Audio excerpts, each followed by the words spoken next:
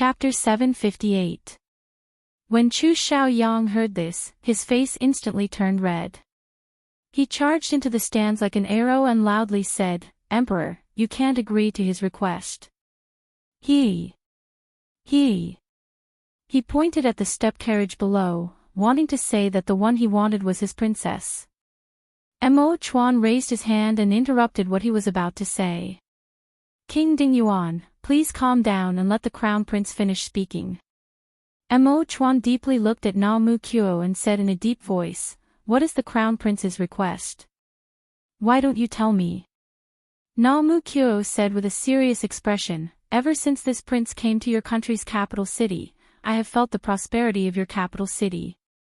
The people here are different from my East Qin and I am filled with envy. So this prince wants to have a marriage alliance with your country and choose a girl from your country to be this prince's princess. From now on, my East Qin and West Chu countries will be connected and we will have friendly relations. What does your majesty think about this? Marriage alliance? Your highness, meaning is that you want to marry a girl from my West Chu country to be your princess." The one who spoke was the silent Empress Dowager Zhou. Na Mu Kuo's words made her eyes light up. If this matter was true, then it would be a joyous matter that would benefit West Chu without any harm. The West Chu ministers were filled with joy. If it wasn't for the country's prestige, they would have started applauding. Hearing the crown prince's words, it was clear that there was someone he liked in West Chu. No matter who it was that the crown prince liked, it was a fortunate matter for West Chu. As long as they sent out a girl, they could avoid a year's worth of tributes, exchanging it for a year of peace for the citizens. This was simply something that could not be found. Chu Xiaoyang's face turned livid and his hands tightly clenched into fists, almost exploding with rage. This was something he had already guessed. From the moment Na Mu Kuo said this, he had already guessed it. This was plunder. This was pure plunder. Na Mu Kuo knew that as long as he made this request, he would receive the praise of the entire West Chu country. No one would care about a girl, no matter who she was. Even if she was the West Chu Empress, he was confident that the emperor would agree to his request. "Respected Empress Dowager, this prince has already said it clearly. I like a girl from your country and want to marry her as my princess. I hope that the Empress Dowager and the Emperor can agree to this prince's request." Na Mu Kuo said in a polite voice as he revealed a bright smile at Empress Dowager Zhou. "Impossible. This king will not agree," Chu Xiaoyang said through gritted teeth. His sharp eyes were like arrows as he looked at Na Mu Kuo. Na Mu Kuo's lips curled and he revealed a cold smile of disdain. He did not even look at Chu Xiaoyang. "Your Majesty, do your words count, or the words of a mere prince count?" Hearing this, Chu Xiaoyang's face instantly turned red. He forcefully pointed at Na Mu Kuo and said through gritted teeth, You, King Dingyuan, this matter has nothing to do with you, you're not allowed to say anything." Mo Chuan coldly stared at Chu Xiaoyang. Xiao Chu said, "King, pop, King, Ling. Dingyuan. If you dare speak any more nonsense, this one will send people to kick you out." Mo Chuan interrupted him again. Chu Xiaoyang hatefully closed his mouth. Of course he hoped that the girl Na Mu Kuo wanted to marry was not Qin Ning, but that was impossible. Chapter 759. Chu Xiaoyang could not understand. Mo Chuan clearly knew who Na Mu Kuo liked and who he wanted to marry, but how could he act like nothing happened and act like it had nothing to do with him? Could it be that he couldn't obtain her, so he would rather send her to the side of the foreign race's crown prince? Chu Xiaoyang gave a cold laugh in his heart. He really wanted to pull open the bead curtains and let her personally see that the man she liked had this kind of face and this kind of cold heart. He wanted to laugh at her for having eyes but not seeing, liking an emotionless beast.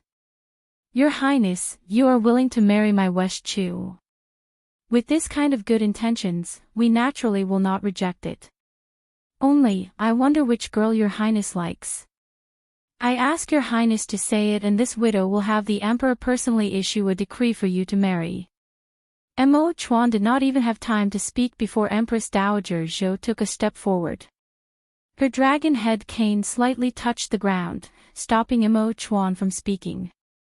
She spoke with a warm smile to Na Mu Kyo in the stands with a very kind attitude. Mo Chuan's face froze. His lips slightly moved and he softly called out, "Mother."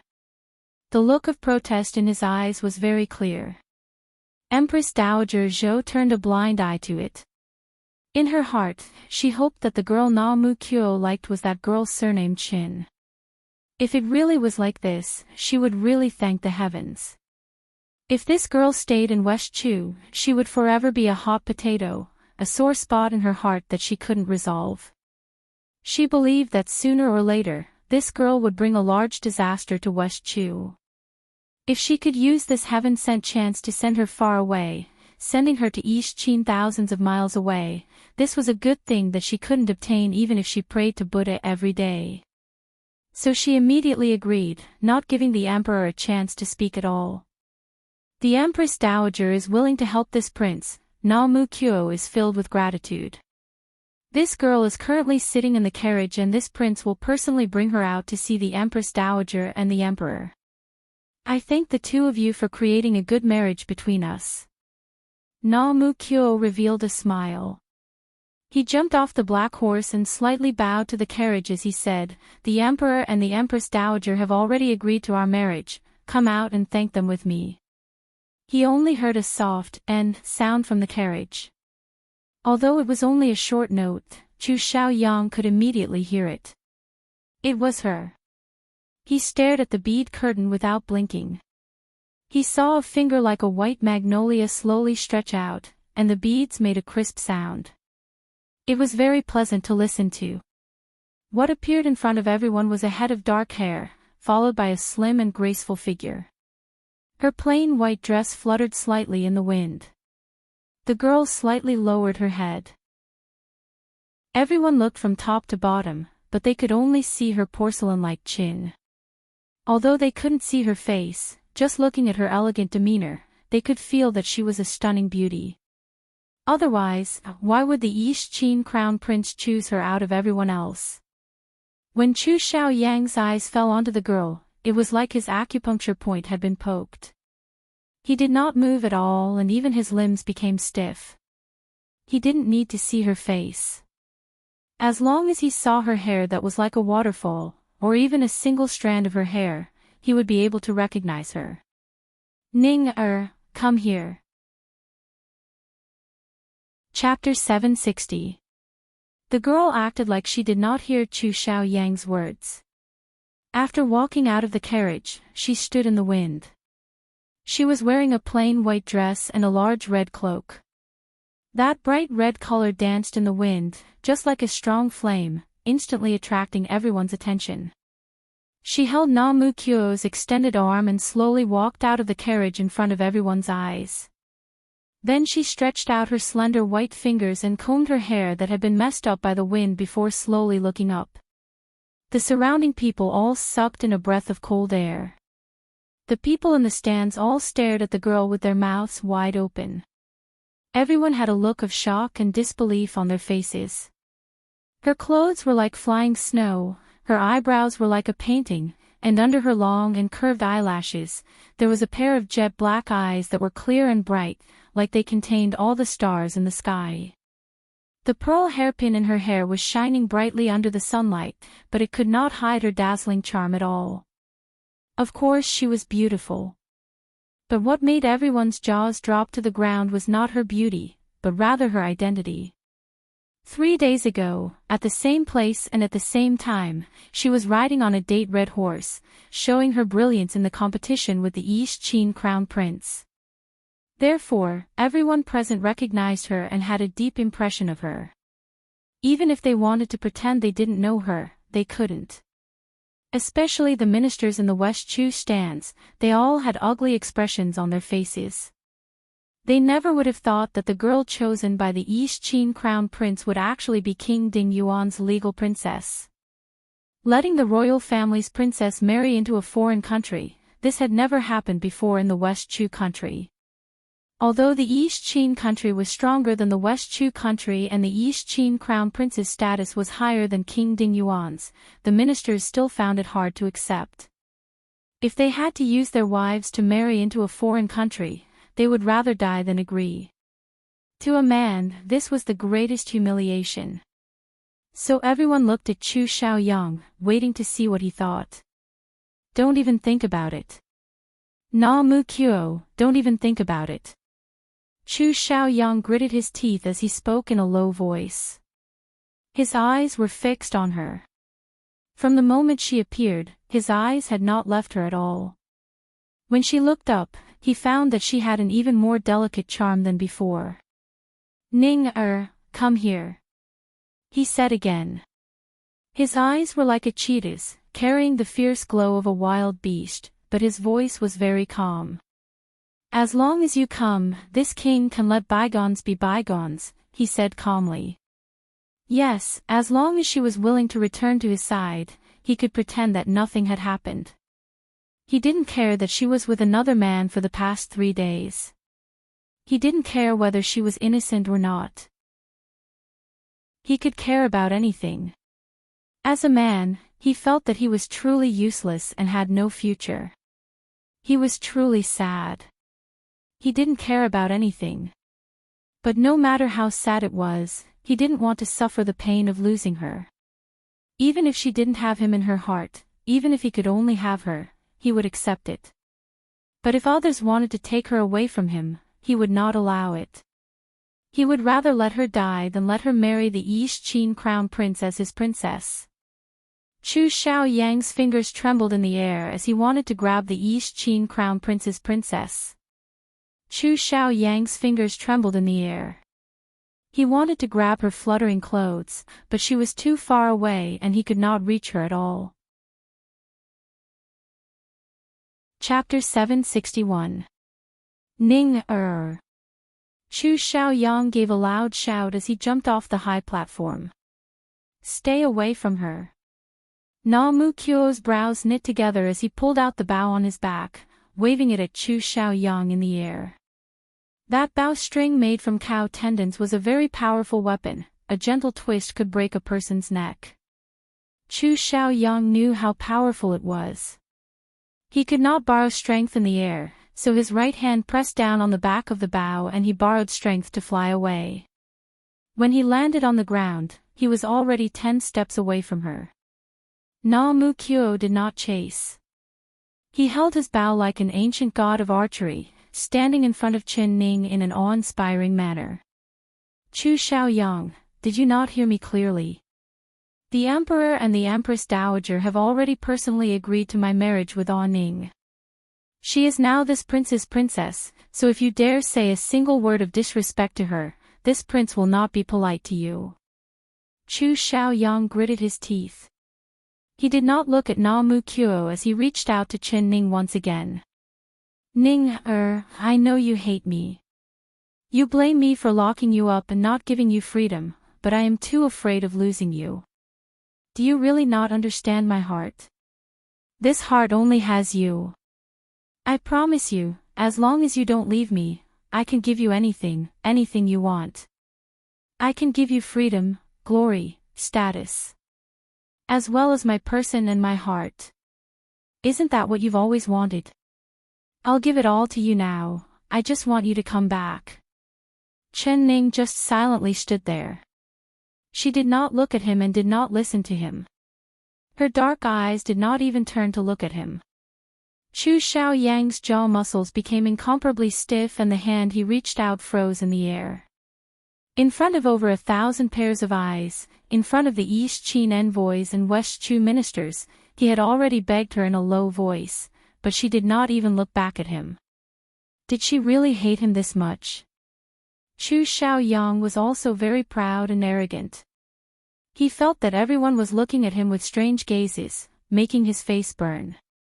Especially Na Mu Kuo's gaze filled with disdain, it was like a whip slapping his face. But in order to make her change her mind, he took a deep breath and threw away the last bit of pride and self-respect in his heart. Ning, as long as you come back, even if you want me to die, I will not hesitate. Are you only willing to forgive me after I die?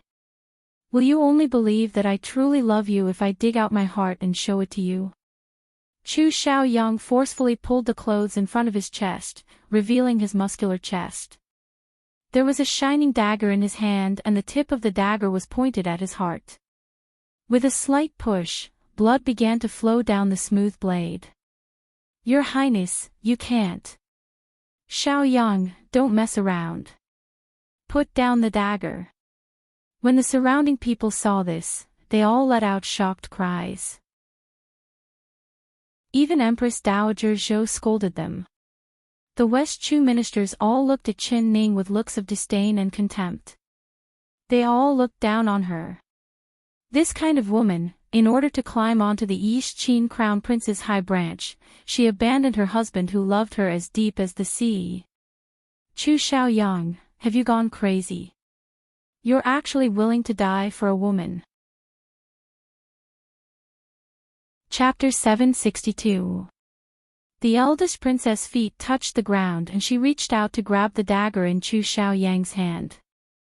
Chu Xiaoyang's toes touched the ground and he had already moved 3 feet to the side, avoiding the eldest princess' grab. Royal aunt, you don't need to stop me. If Ning really leaves with him, then what meaning is there for me to live in this world? Ning still doesn't believe that I am sincere, so I'll dig out my heart for her to see. Chu Xiaoyang revealed a faint smile to the eldest princess. His eyes were very sad, filled with deep despair and pain. This gaze immediately conquered the eldest princess. She had always been standing on Qin Ning's side, but seeing Qin Ning stand with the East Qin Crown Prince, this was a fact that she could not accept no matter what. She bit her lips and looked at Qin Ning as she loudly said, Ning, Xiaoyang is willing to dig out his heart for you, do you still not believe him? Even if he did something wrong and offended you, isn't this kind of punishment enough? He apologized to you in front of all these people, not even caring about his face as a man. There aren't many men in this world that can have this kind of love, even this princess' husband might not be able to do it. Are you still not willing to forgive him? Could it be that you really like this East Qin barbarian? She did not know that Qin Ning was imprisoned drugged by Chu Xiaoyang, she only thought that the two of them were quarreling again. In her heart, she hoped that the two of them could reconcile. Even if Chu Xiaoyang was wrong, it was not wrong for him to love her. What she could not understand was that even if Qin Ning did not like Chu Xiaoyang, there was still Mo Chuan. Could it be that her royal brother was not 1,000 times better than that East Qin barbarian? So when she saw Qin Ning come down from the carriage beside Na Mu Kuo, her lungs were about to explode with rage.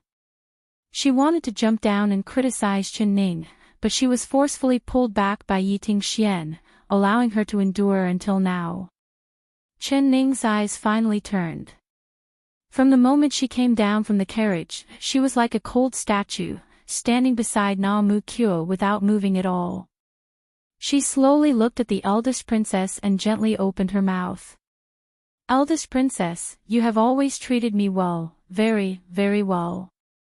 Even if I leave this place, I will never forget your feelings for me. Her voice was as clear as ever, just like her. But these words only stimulated the eldest princess even more. She only likes you because of your appearance.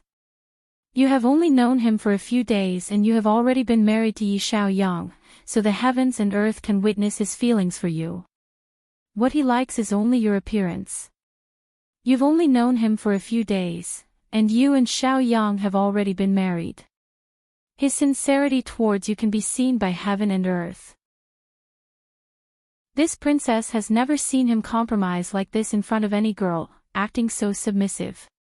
This is so-called killing someone is as simple as nodding his head to the ground. What do you want him to do in order for you to forgive him? Her words had spoken the words buried deep in Chu Xiaoyang's heart. Chu Xiaoyang looked gratefully at the eldest princess and said in a low voice, "Royal aunt, you really understand your nephew's heart. If Ning could be like you, your nephew would die for her." His words were stuck in his throat and his eyes were covered in a mist of tears. Chapter 763.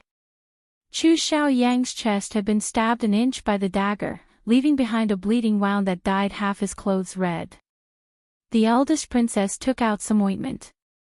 Her heart ached as she helped him stop the bleeding and bandaged the wound. Chu Xiaoyang's face was pale, but his back was still straight. He did not care about the bleeding wound on his chest and just stared right at Chen Ning, not blinking at all. But from beginning to end, Chen Ning did not even look at him from the corner of her eyes. Her words were all directed at the eldest princess. "Eldest princess, the past Chen Ning did love Chu Xiaoyang, but that Chen Ning is already dead. As for the reborn me, what I feel is not his love, but rather his deep hatred. Let me ask you, how can a woman love a man that has always tortured her and hated her?" The eldest princess was stunned. She stopped her hand and looked at Chen Ning in a daze, asking in a puzzled voice, "Hate? Isn't he clearly in love with you?" She had never seen a man's love as strong as Chu Xiaoyang's. He simply used his entire life to love her. It was Chu Xiaoyang's strong and passionate feelings that deeply touched the eldest princess. She was like a raging fire and had a straightforward personality. Her love and hate were very clear. She liked Yiting Xian and knew that Yiting Xian also liked her, but in this love, she felt that something was missing. Yiting Xian's feelings for her were like flowing water. It was as thin as a stream, thin and long, but it lacked that intense fire-like excitement. She longed for someone like Chu Xiaoyang, using his life to love her, making her feel like she was on fire. So, she was filled with envy that Chen Ning could receive love like Chu Xiaoyang. It was because she couldn't get this that when she saw Chen Ning's disdain for it, she was filled with anger for Chu Xiaoyang. Chen Ning closed her eyes and when she opened them again, her eyes were as clear as water, without any waves. She revealed a faint smile that contained a bit of ridicule. "Love me? Eldest princess, does he really love me?" I vomited blood and fainted, not knowing if I was dead or alive.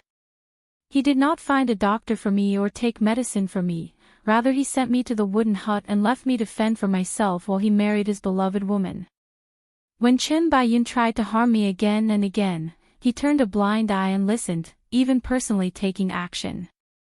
He kicked me into the lake to drown me, knocked me off my horse to kill me, pushed my head into the water to drown me, broke into my room at night to strangle me. If I wasn't lucky, I would have died many times by his hands. Loving me, in this world, if a woman is loved by a man like this, should I be happy or in pain? Should she be happy or sad? As she spoke, there was silence. Everyone pricked up their ears and listened quietly.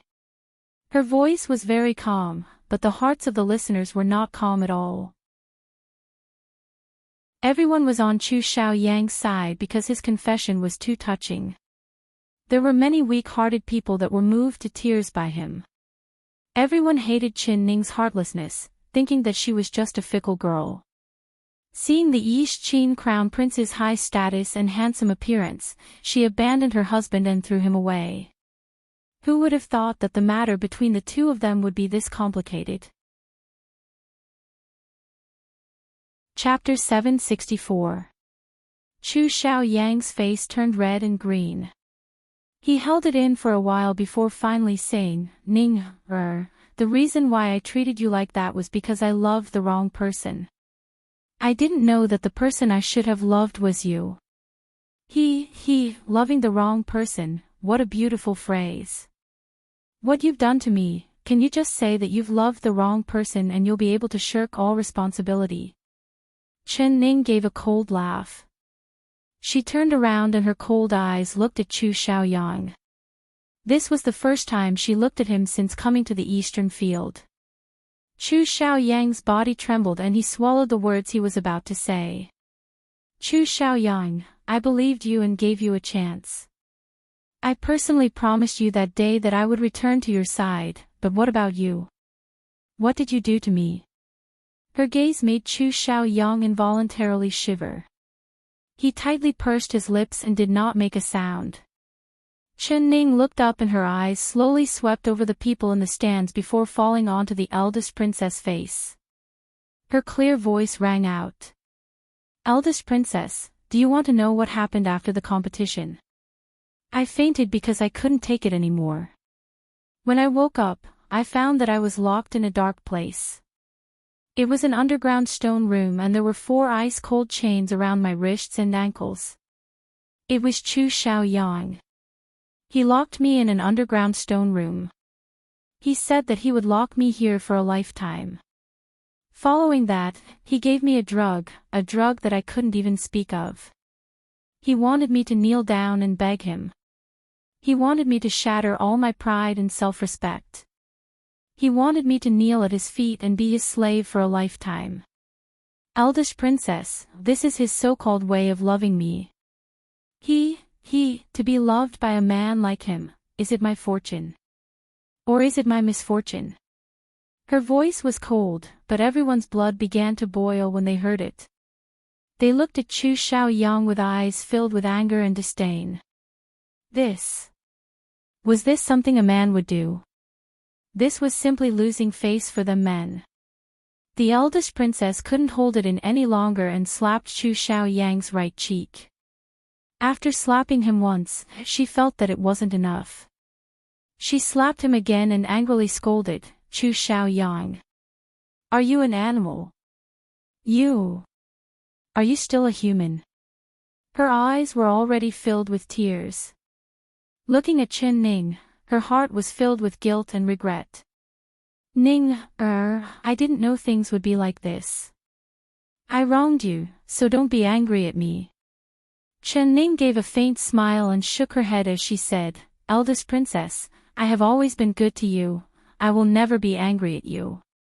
Chu Xiaoyang's face had been slapped twice by the eldest princess and it swelled up, making his handsome face look a bit fierce. It made his handsome face look a bit ugly. Chen Xiao O Chen's face. Ning shakes Xiao. These 2 slaps were painful. Chen Chu back. Chen Xiao, Ning was Chen, Ning was Xiao. If I didn't love you, why would I do such a crazy thing? He roared with all his might. Chapter 765. Chen Ning shook her head. Her voice was as calm as her expression.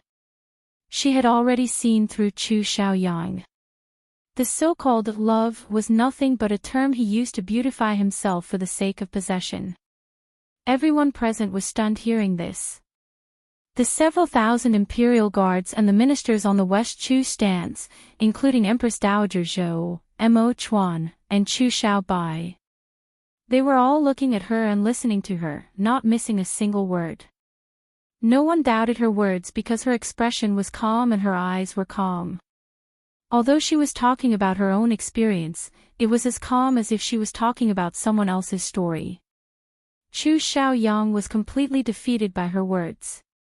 He was speechless and his mind was filled with chaos. Paw! Paw! Paw! Amidst the silence, a loud round of applause suddenly rang out. Good, well said. Ning, Namu Kyo really did not choose the wrong person, you really make me fall in love with you. Don't worry, as long as you marry me, I'll listen to you and let you decide everything. I won't chain you to the bed, I'll give you the vast sky, let you spread your wings like an eagle, and fly with me. I will give you the status, glory, wealth, power, and everything any woman in the world wants. As long as you want it, I will give it to you. What I have, I will give it to you. What I don't have, I will steal it for you. I don't want anything, I just want you. Namu Kyo applauded while his eyes sparkled as he looked at Chen Ning. His brows were raised and his smile was wild. This confession was very direct, without any hesitation at all. Just like his chest, it was very open and no one doubted the sincerity in his words. Compared to Chu Xiaoyang, Na Mu Qiu's image was much larger. The eldest princess didn't even want to look at Na Mu Qiu, but when she heard his words, her expression changed slightly. She finally raised her eyes and looked at him. But she was still not willing. She wanted to hold Chen Ning's hand and persuade her, but Na Mu Qiu was like a giant mountain between her and Chen Ning, making it impossible for her to pass. Ning, I know this little bastard treats you like this and completely hurts your heart. He is not human. No matter what decision you make, this princess will support you. But you have to think about it clearly. If you really choose to go with the East Qin crown prince, you will never be able to turn back. Are you willing to give up your homeland? Are you willing to give up your home? Are you willing to give up the people who love you? The eldest princess' words were very subtle. She wanted to ask her, are you willing to give up Imo Chuan? But in front of countless people, she could not say it, but she believed that Chen Ning could understand what she meant. Ning's heart, Ning,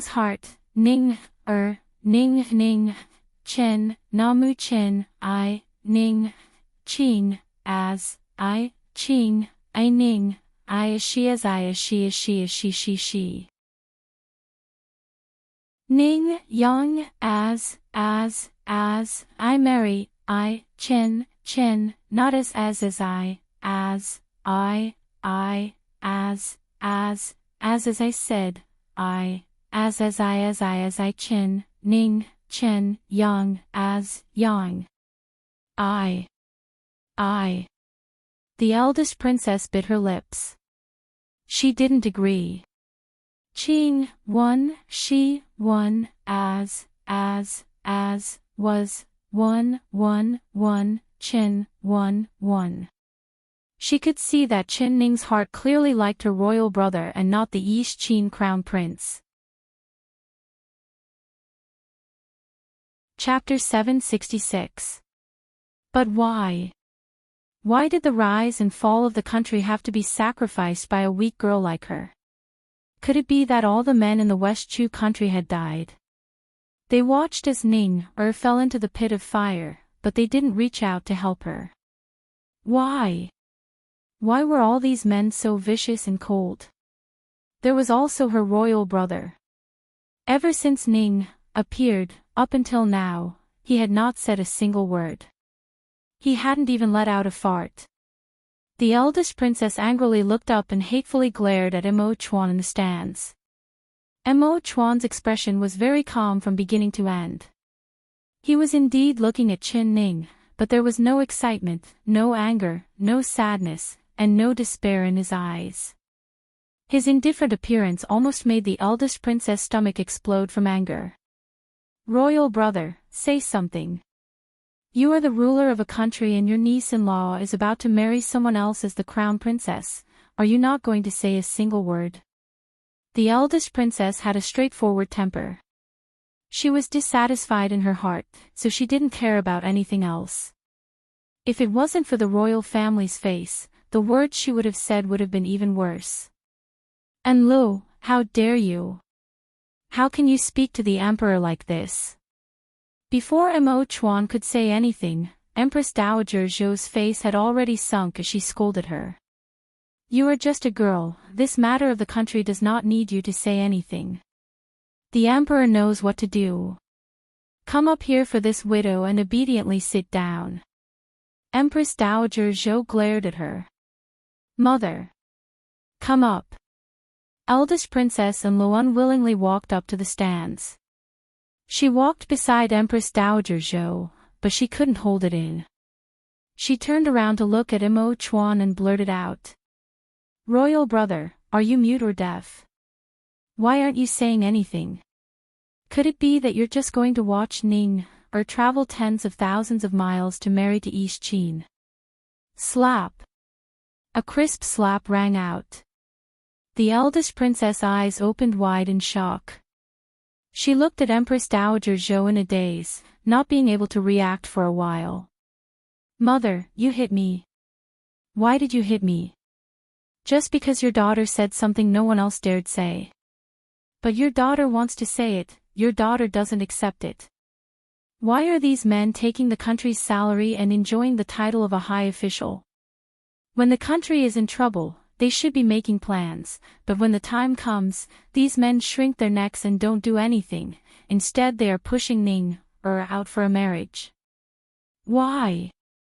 Her words made the West Chu ministers lose face. They all lowered their heads, and of their hearts filled with shame. They also wanted to help the country and come up with plans, but facing the overbearing East Chin crown prince, what good ideas could they have? They could only hold back under the pressure of East Chin. Just now, when they heard that the East Chin crown prince wanted to marry a West Chu girl, they were all secretly delighted. They felt that sending out a girl in exchange for the peace of the country, this was simply a good thing without any harm. However, they had never thought about whether the girl who was sent away would be happy or not, or whether she would feel wronged. But thinking about it again, no matter how unwilling she was sacrificing herself. It was better than sacrificing the happiness of the entire West Chu people. Chapter 767. Although Empress Dowager Zhou had slapped her daughter in anger, she had to admit that the eldest princess' words were a bit reasonable. But compared to the important matters of the country, sacrificing a trivial Qin Ning was nothing at all. Not to mention she was only the Ding Yuan princess, even if she was the emperor's empress, as long as the East Chin crown prince liked her, she would not hesitate to agree as the Empress Dowager. And lo, you're not allowed to say another word. If you dare say another word, this widow will send you to the marriage alliance. Empress Dowager Zhou sternly reprimanded. Mother, you. The eldest princess was so angry that her body was trembling. She had always worshipped her mother, but this was the first time she found that her mother had a strange side that she didn't dare recognize. Princess, don't talk back to the Empress Dowager.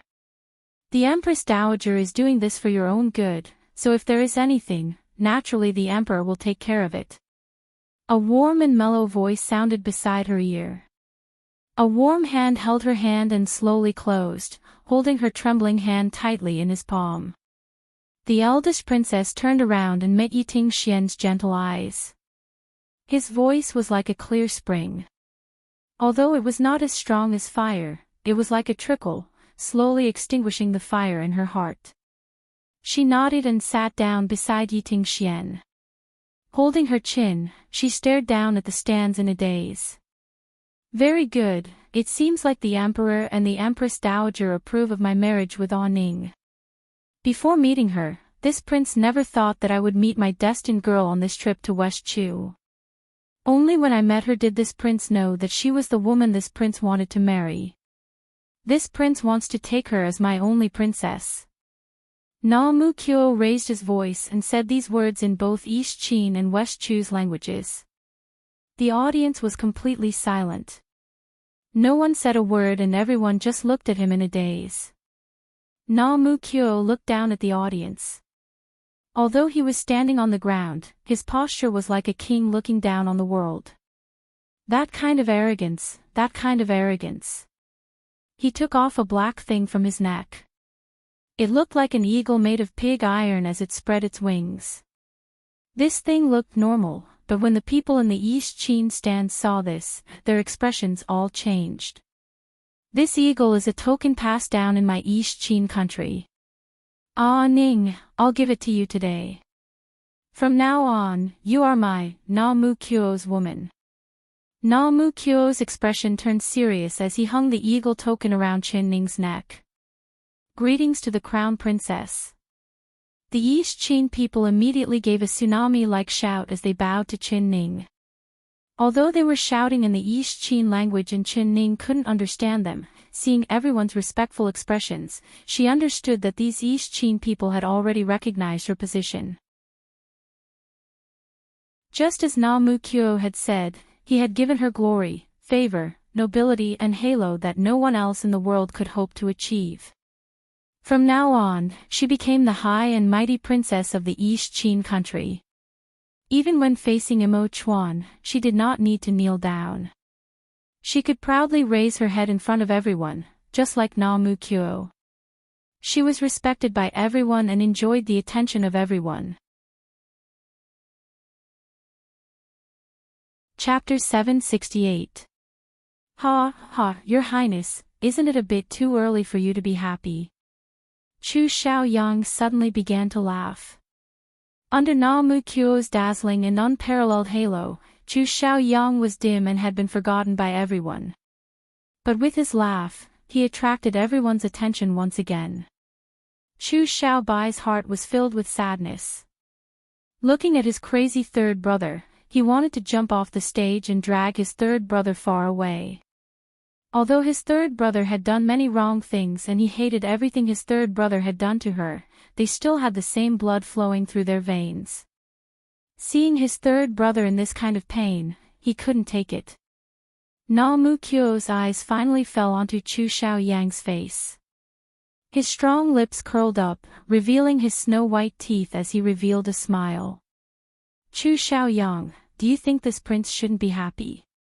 Chu Xiaoyang's eyes narrowed and a cold glow shot out from his eyes. It was filled with blood and hatred. Your Highness the Crown Prince, you seem to have forgotten something important.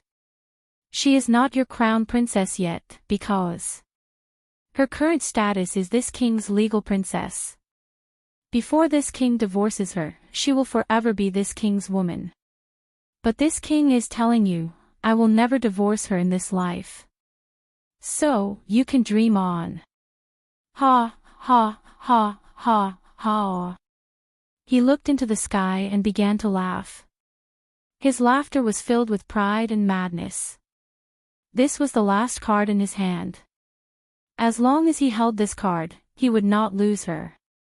Hearing this, the West Chu ministers couldn't help looking at him. It was hard to tell if their eyes were filled with pity or disdain. Na Mu Kyo also began to laugh into the sky. His laughter was even louder than Chu Xiaoyang's, instantly suppressing Chu Xiaoyang's voice. What are you laughing at? Chu Xiaoyang stared at Na Mu Kyo. I'm laughing at you for not giving up until you reach the Yellow River. Na Mu Kyo said with a smile, whether she is your princess or not, it is not up to you to decide. Who she belongs to now will depend on this. He raised his right fist and waved it at Chu Xiaoyang.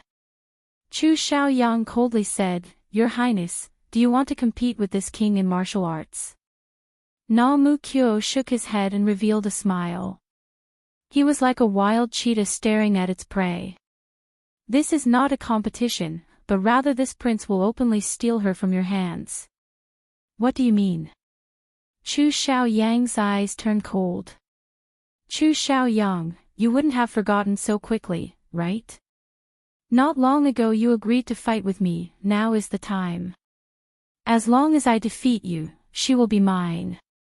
Chu Xiaoyang knit his brows, this king does not understand what nonsense you're saying. Even if this king loses to you, she will never be your person. Na Mu Kyo placed his hands on his hips and looked at Chu Xiaoyang.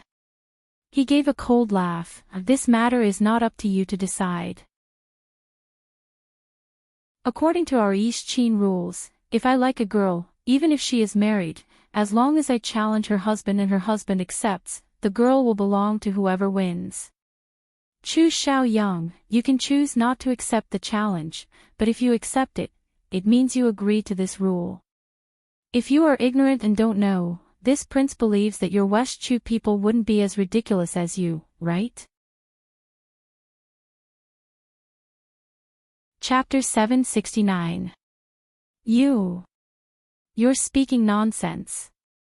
Not to mention there is no such rule, even if there is, this is our West Chu and not your East Qin. What kind of dog shit rule is this?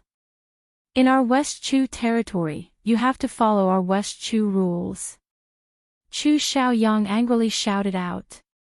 He had already faintly realized that this was bad. It was like he had fallen into Naomukyo's trap. He was like a prey that had fallen into a net, making a last-ditch struggle. Naomukyo gave a laugh and no longer said anything. He just calmly looked at him, looking like he had a card up his sleeve. Chu Xiaoyang's heart was filled with more and more panic. He suddenly turned around and stared at Yiting Xian in the stands. Prince Consort Yi, tell this king, is there really such a *T rule? He shouted out, completely forgetting his manners. He only had one thought in his mind right now, which was, that bastard crown prince was trying to find a loophole. He wanted to take her away from him. Yiting Xian revealed an awkward expression. He gave a soft cough and nodded, not nodding and not nodding. If he nodded, wouldn't he be admitting that the East Qin country's ancient custom was a dog-shit rule? But if he didn't nod, it was the same as not acknowledging the truth. King Ding Yuan, the East Qin country does indeed have this custom. They can indeed challenge a girl's husband, but if the girl's husband doesn't accept it, then this custom doesn't exist. His words were implicitly reminding Chu Xiaoyang.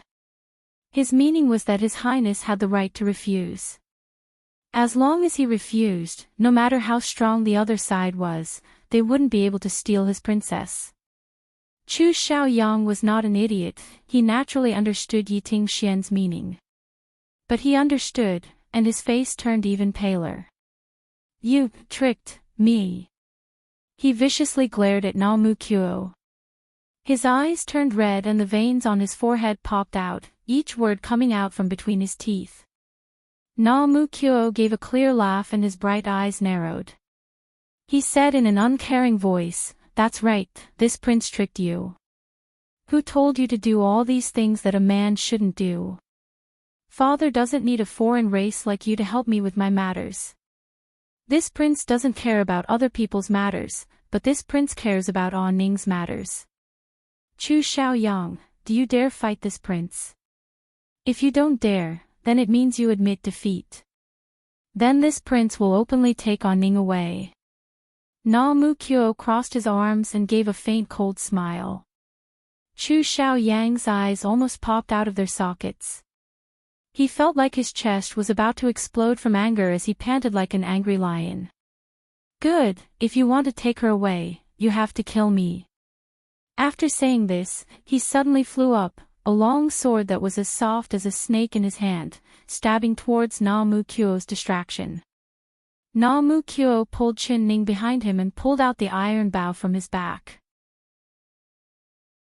He knocked away Chu Xiaoyang's sword and revealed a faint smile. "Let's make this clear first, you're not allowed to renege on your debt. Do you really think you can beat this king?" Chapter 770.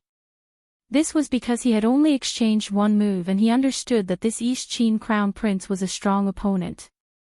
Naomukyo's bow slammed into his sword, causing Chu Xiaoyang's hand to tremble and the sword in his hand almost flew out. This meant one thing. Naomukyo's cultivation was deep, it was above his own and not below his. Facing an opponent with such strong martial arts, if he couldn't keep his composure and became impatient, he would lose for sure. If it was a normal competition, he didn't care about winning or losing, but this competition concerned who she belonged to. If he lost, he would lose her forever, so he had to win no matter what. "Chu Xiaoyang, I couldn't see it, but you still have some skills. However, you are still not this prince's match. Since you insist on losing to this prince will play with you and make you sincerely accept your defeat." Naomukyo gave a wild laugh, just like a hunter playing with his prey. He recognized that Chu Xiaoyang had a treasure sword that could cut through gold and jade, but he was holding a normal iron bow. As long as the other side's sword slashed the back of the bow, his bow would break in half. The most important thing was that a bow and arrow was usually used for long-distance attacks, no one had ever used it as a close combat weapon. Just from the weapon alone, Naomukyo was at a large disadvantage. But he was bold and skilled, so he didn't care. When Chu Xiaoyang heard the other side's arrogant words, he secretly told himself to remain calm and not fall for the other side's provocation. He was not impatient as he pressed forward step by step. Relying on the strength of his weapon, he slowly gained the upper hand. The two of them moved swiftly and their clothes fluttered in the wind, fighting inextricably. The people in the stands from both sides had already gathered at the edge of the stands, watching the two people who were locked in a fierce battle below the field. They could only watch with their hearts trembling. The East Qin envoys were much more relaxed than the West Chu ministers because they knew that their crown prince was invincible. He had fought countless small and large battles and had never lost, so he definitely would not lose this time. The West Chu ministers were so nervous that they couldn't breathe. Each one of them had a very complicated feeling, hoping that Na Mu Kuo would win and hoping that Chu Xiaoyang would win. If Na Mu Kuo won, they would be giving away a girl in exchange for a year of peace and security. If Chu Xiaoyang won, it would be the same as slapping the East Qin people in the face, giving them a lot of face. Emperor, who do you think will win? Chu Xiaobai stood beside Mo Chuan with tightly clenched fists and cold sweat. He naturally hoped that his third brother could win because if his third brother won, he could make her stay. Otherwise, she would have to travel tens of thousands of miles to marry to East Qin and he would never see her again in this life. Mo Chuan was also looking at the two people fighting below. When he heard Chu Xiaobai's question, he gave a non-committal sound. He looked at Na Mu Kuo and said, Mo Chu Xiaoyang, Kuo and Mo. Although Na Mu Kuo and Chu Xiaoyang were fighting, they were far away from her. The wind from their palms did not touch her at all. Chapter 771. In the entire eastern field, almost everyone's eyes were focused on Na Mu Kuo and Chu Xiaoyang's match. Only Mo Chuan's eyes were focused on her. He saw her red cloak flutter in the wind, reflecting a faint pink on her snow-white cheeks. He saw the wind blow her feather-like black hair, brushing past her face. He suddenly wanted to help her tuck it behind her ears. He also saw that her eyes were like water, staring blankly at a flagpole that was being blown by the wind. She did not pay attention to the two people fighting in the field, and there was no sorrow or anxiety between her brows. There was only calmness and indifference. She did not seem to care who won or lost, nor did she care who her fate belonged to. She was just immersed in her own thoughts. Mo Chuan really wanted to ask her what she was thinking right now. However, his identity restricted his footsteps. He could only stand motionlessly on the stage and quietly stare at her. Almost. Just a bit more and third brother's sword would have pierced Na Mu Kuo's right arm. It's a pity he dodged it, truly a pity. Chu Xiaobai beside him suddenly gave a regretful cry and stomped his feet, causing Mo Chuan who was staring at Qin Ning to come back to his senses. Mo Chuan looked at the field and the situation became very clear. Because of the treasure sword in his hand, Chu Xiaoyang was gaining the upper hand. Na Mu Kuo could only dodge and did not have the ability to fight back at all. Xiaobai, do you really want your third brother to win? Mo Chuan softly said. I. Chu Xiaobai gritted his teeth, not knowing how to reply. His heart was filled with contradictions. Seeing his third brother gain the upper hand, he couldn't help being secretly happy because if his third brother won, she could stay in West Chu and he could see her from time to time. But if she really stayed, his third brother would lock her up in chains and lock her up like a prisoner, making her lose her freedom and happiness forever. Like this, would she still be happy? If it was like this, it would be better for Na Mu Kuo to win and take her far away. Although she would be tens of thousands of miles away and they would never meet again, in that vast prairie, she would be able to fly freely like an eagle. Freedom and being unrestrained, this was what she wanted. She would be happy with these two things, so why did he have to keep her by his third brother's side and make her suffer for the rest of her life? I want Na Mu Kuo to win. Chu Xiaobai said word for word. Oh. Mo Chuan was a bit surprised and turned to look at him. He saw the determined expression on the young man's face and guessed what he was thinking, so he couldn't help giving a slight nod. Then what about the emperor? Who do you want to win? Chu Xiaobai suddenly turned his head and looked right at Mo Chuan, asking in a straightforward and bold manner. Mo Chuan avoided his aggressive gaze and turned his head in a non-committal manner. This was a question that he could not answer and could not answer. No matter who won or who lost, she would never be his. Your Majesty, please forgive Xiaobai for saying something disrespectful. Your actions today have greatly disappointed me. Chu Xiaobai spoke again, but this time he used a secret sound transmission. His lips slightly opened and only he and Mo Chuan could hear him. Mo Chuan's back turned stiff. He did not turn around and did not say a word. Chapter 772.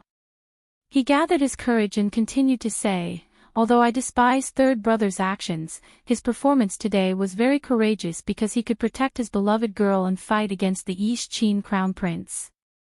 No matter if he wins or loses, I still admire him, but what about the emperor?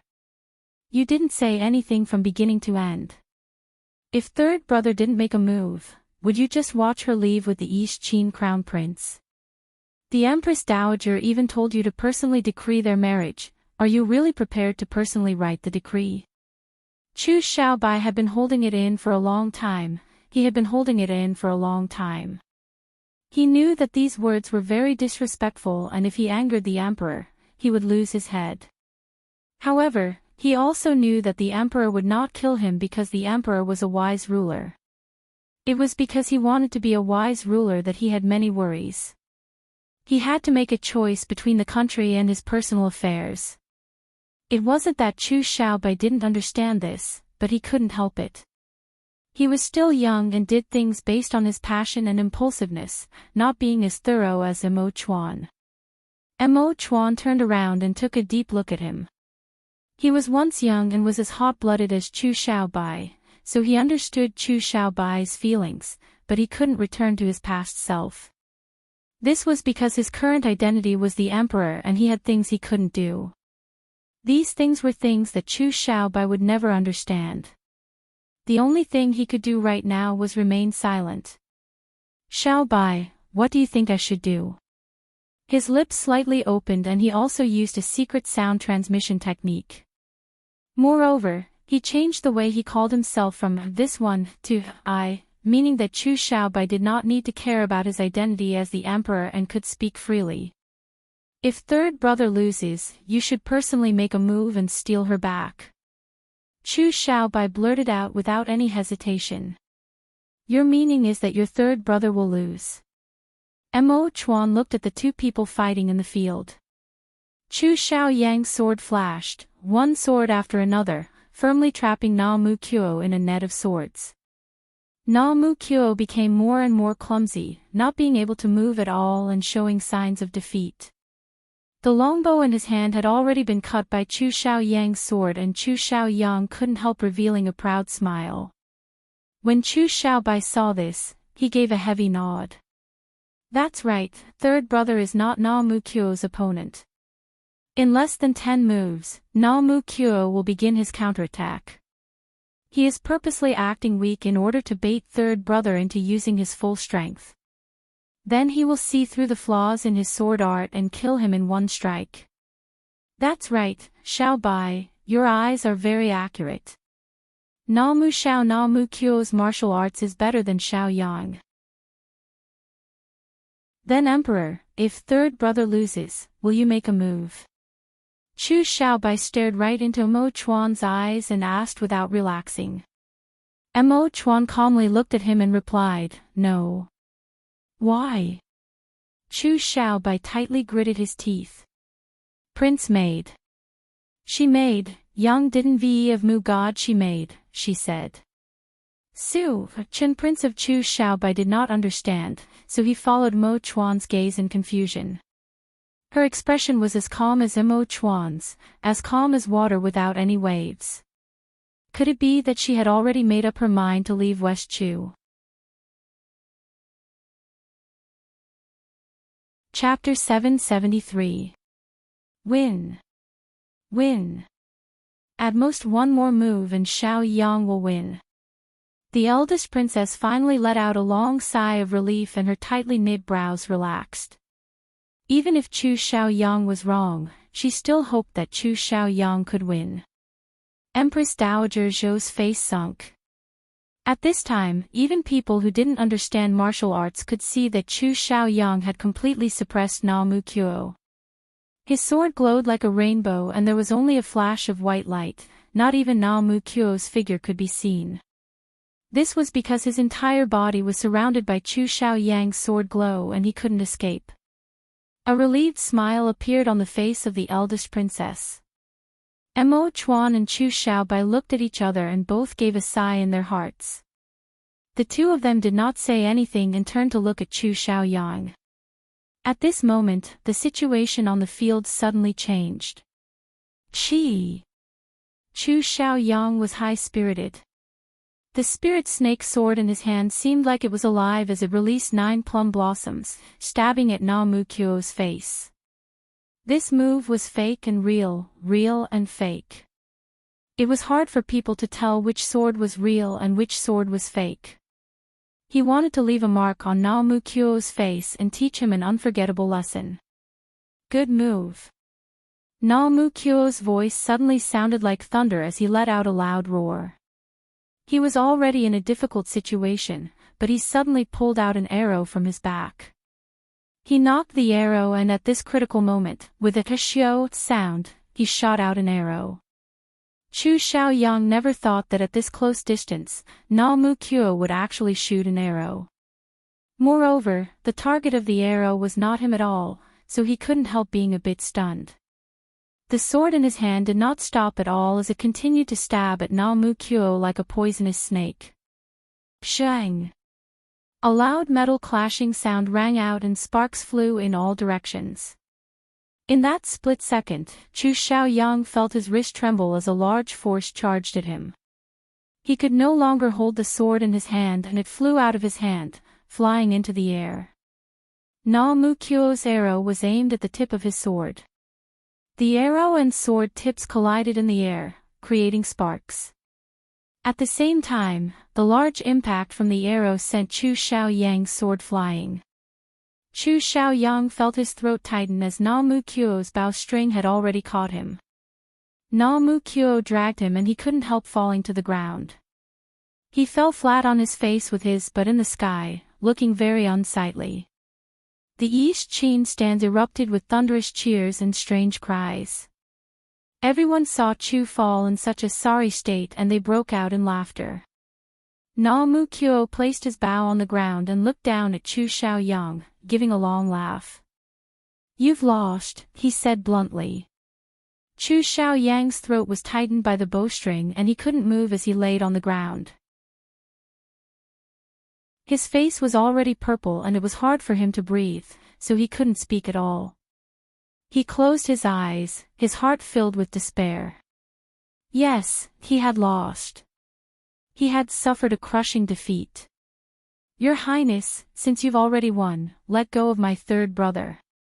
Chu Xiaobai jumped down from the stands and went to support Chu Xiaoyang lying on the ground. "Your Highness, since you've already won, let go of my third brother." Chu Xiaobai jumped down from the stands and went to support Chu Xiaoyang on the ground. Chapter 774. Chu Xiaobai raised his head and angrily said, "Killing someone is nothing. My third brother has already lost, what else does your Highness want?" He was so angry that his chest was heaving up and down. Although he had already expected Chu Xiaoyang to lose, he never thought he would lose in this kind of sorry state. Especially seeing Na Mu Kuo deliberately humiliating his third brother in front of everyone, he could not take it anymore. Na Mu Kuo proudly said, "He has lost, so he has to follow the rules of losing."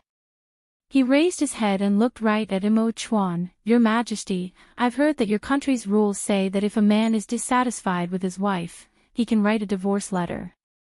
Today, this prince wants your Majesty to make the decision and have An Ning personally write a divorce letter, divorcing this heartless Chu Xiaoyang. I wonder if your Majesty will agree." Once he said this, it was like throwing a giant stone into a calm lake. It instantly set off a large wave in the West Chu stands. The ministers couldn't help discussing with each other.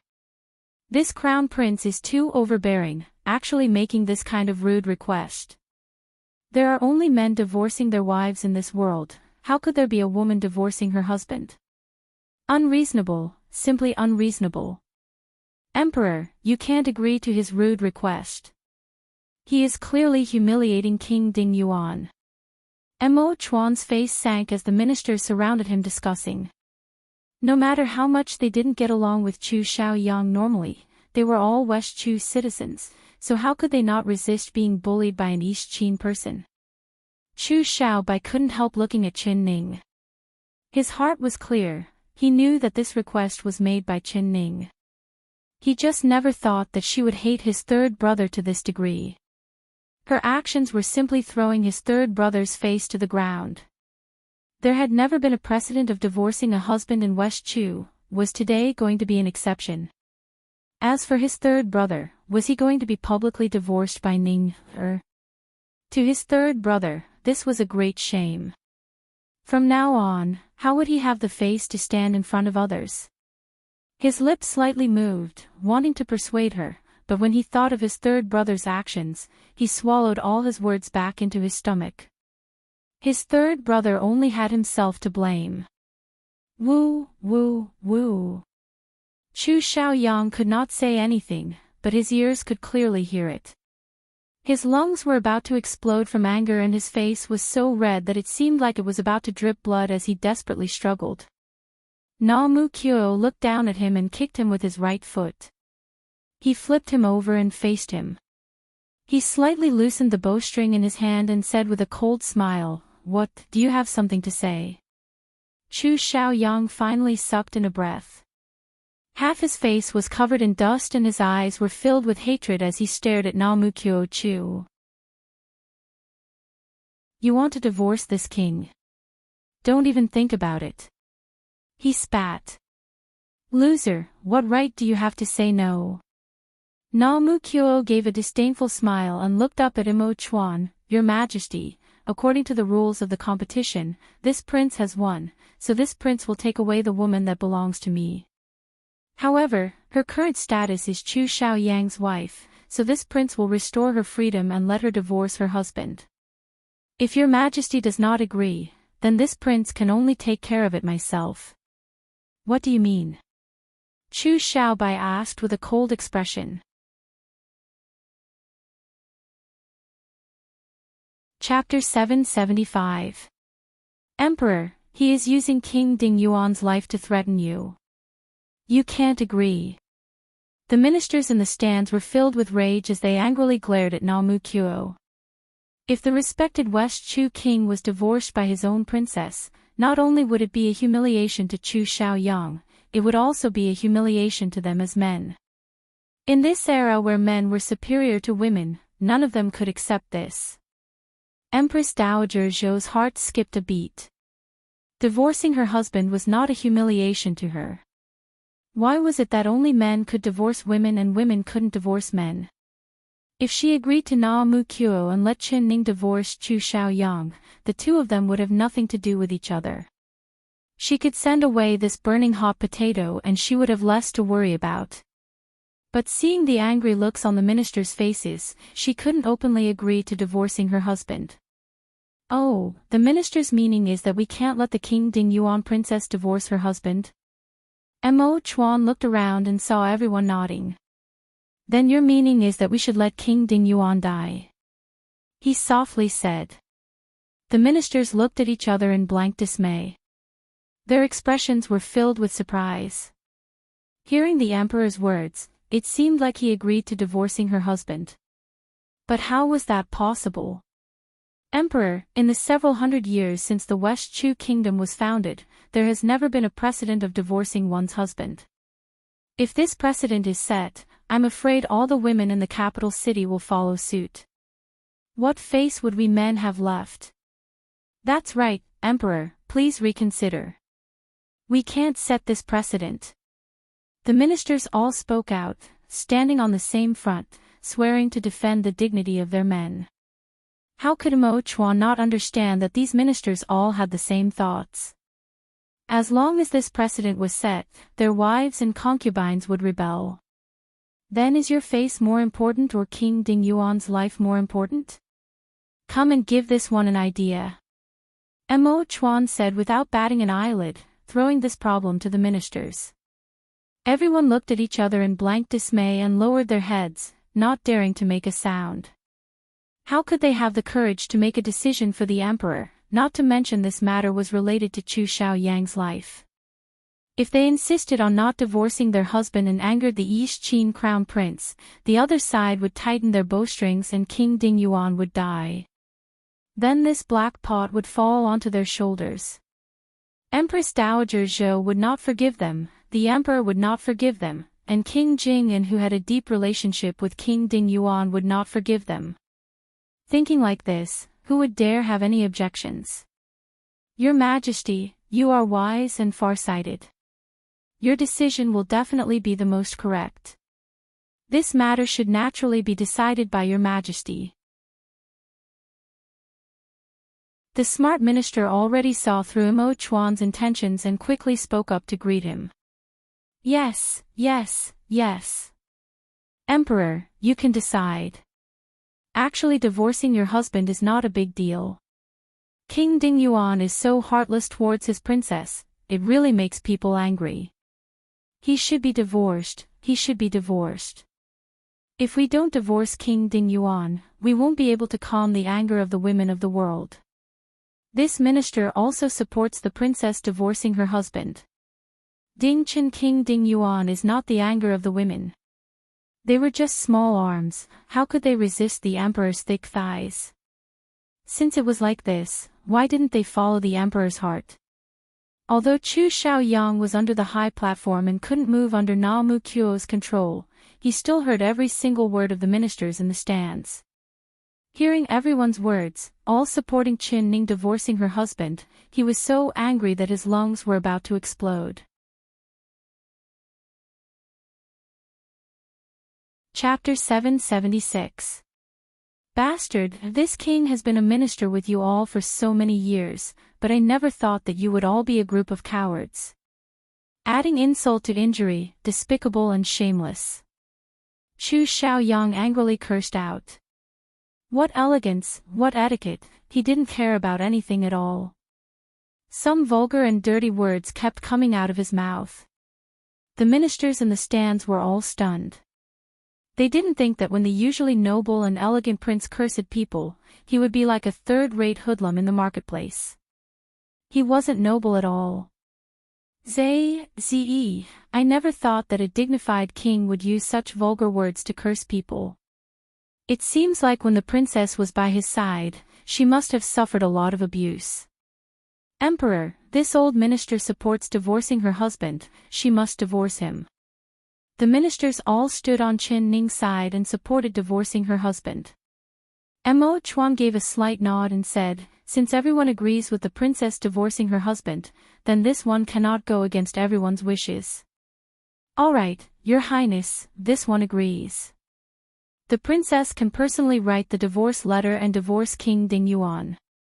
Hearing this, the ministers all looked at Mo Chuan with wide eyes and almost spat out a mouthful of blood. What do you mean you can't go against everyone's wishes?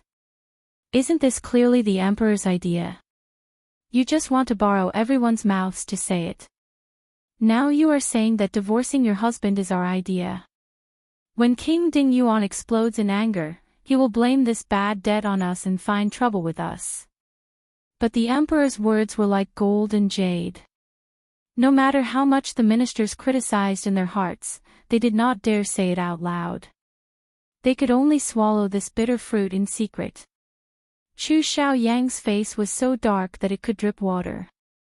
Anger, shame, anger, and all kinds of emotions filled his chest. He did not want to think of anything else, he just wanted to bang his head against the wall and die.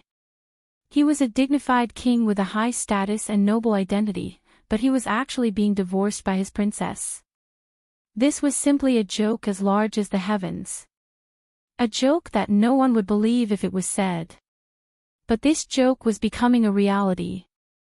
If he was really divorced by Qin Ning, he would become the laughingstock of the West Chu country. He would be the first man to be divorced by his wife and everyone would laugh at him. Na Mu Kuo, kill me, kill me. If you want her to divorce me, I would rather die. He gritted his teeth as he stared at Na Mu Kuo. He gave a low roar like a lion that had fallen into a trap. Na Mu Kuo looked down at him and slightly narrowed his eyes before breaking out in laughter. Chu Xiaoyang, you never thought this day would come when you tortured her. Now it's time for you to pay the price for your actions. You humiliated me like this just to help prevent her anger, right? You are doing this for her, right? Chu Xiaoyang angrily shouted. Chapter 777. Ah Ning, the emperor has already agreed. Write the divorce letter and divorce him. Na Mu Kuo waved at Qin Ning. Qin Ning stood far away, as if everything that had just happened had nothing to do with her. But everyone knew in their hearts that everything Na Mu Kuo had done today was all for her. The West Chu people looked at her with very complicated feelings. They didn't know if they should thank her or hate her. After all, because of her, the East Qin crown prince had given up on the next two competitions and waived a year's worth of tributes from West Chu. This was a good thing for the West Chu people. But she had Na Mu Kuo humiliate Chu Xiaoyang in front of everyone. This was equal to slapping everyone's face, making the ministers unable to raise their heads with burning faces. In front of everyone's complicated gazes, Qin Ning did not seem to notice. She wore a plain red cloak and had a graceful figure. Her face was as white as snow and her hair was like fog as she walked towards Chu Xiaoyang step by step. Ning, The anger in Chu Xiaoyang's heart unknowingly disappeared. He looked at her in a daze, not willing to blink. In these 3 days of searching without rest, he had thought that she had died countless times. He blamed himself to the point that he could no longer live, but now she had appeared in front of him. She was still that beautiful and he couldn't move his eyes away. Ning, tell me, have you been that man? Chu Xiaoyang's words suddenly stopped. This was because he saw Qin Ning's eyes suddenly turn into 2 sharp arrows that shot right at him, making him choke on his words.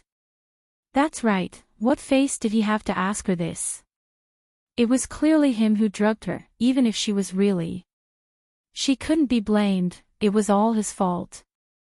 I'm sorry, Ning, I was wrong.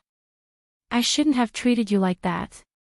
He said in a dejected voice, just like a rooster that had lost a fight. Na Mu Kuo gave a cold laugh. It's too late to admit your mistakes now. Someone, bring a pen and paper. Someone beside him immediately brought over a pen and paper. Ah Ning, write it immediately and divorce this man that is not a man. Na Mu Kuo handed the pen and paper to Qin Ning. Chu Xiaoyang's face was like ash. He stared right at Qin Ning and forcefully gritted his teeth. Ning, do you really want to leave me? You really don't have any feelings for me. In the past, it was clearly you who wanted to marry me. Why did you give it to me? Why did you give it to me? What do you think I am? A random rag? How could you be so cruel? You is with a woman without a heart. This prince's kindness to you has all been fed to dogs. Qin Ning looked at him. There was no hatred in her eyes, there was only a faint disgust and a trace of pity. Until now, he still didn't know what he had done wrong, so he pushed all the blame onto her. Ning. So, sheet Ning. She picked up the pen and wrote it down without hesitation. In a moment, a divorce letter had been completed. Ning, Chin Chin Chin Chin with Ning, Chin. Writer, Chen Ning, the eldest daughter of the country protecting Duke Shenfang, married King Ding Yuan Chu Xiaoyang by imperial decree. However, Chu Xiaoyang's morals are lacking and his actions are improper, so she has written this divorce letter, divorcing her husband Chu Xiaoyang. From now on, the man and woman will be married and will never be related.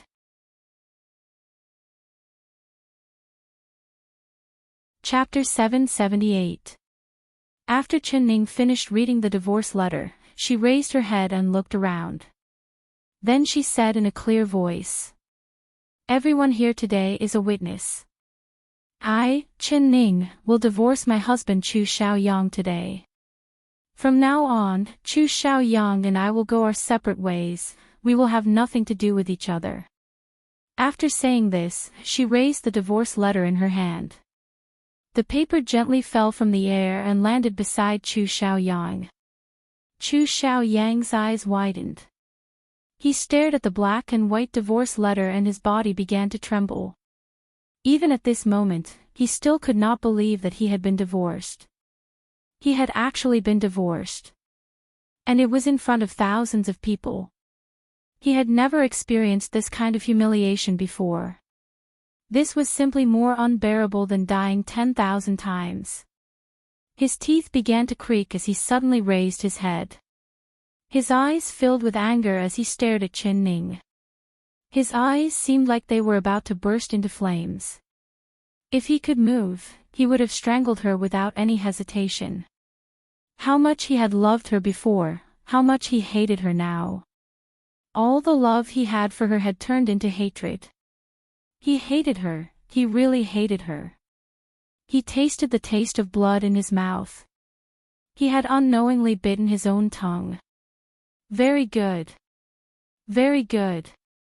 Chen Ning, the humiliation you've given me today, I will make you pay it back in the future. Chen Ning, just you wait, that day will come.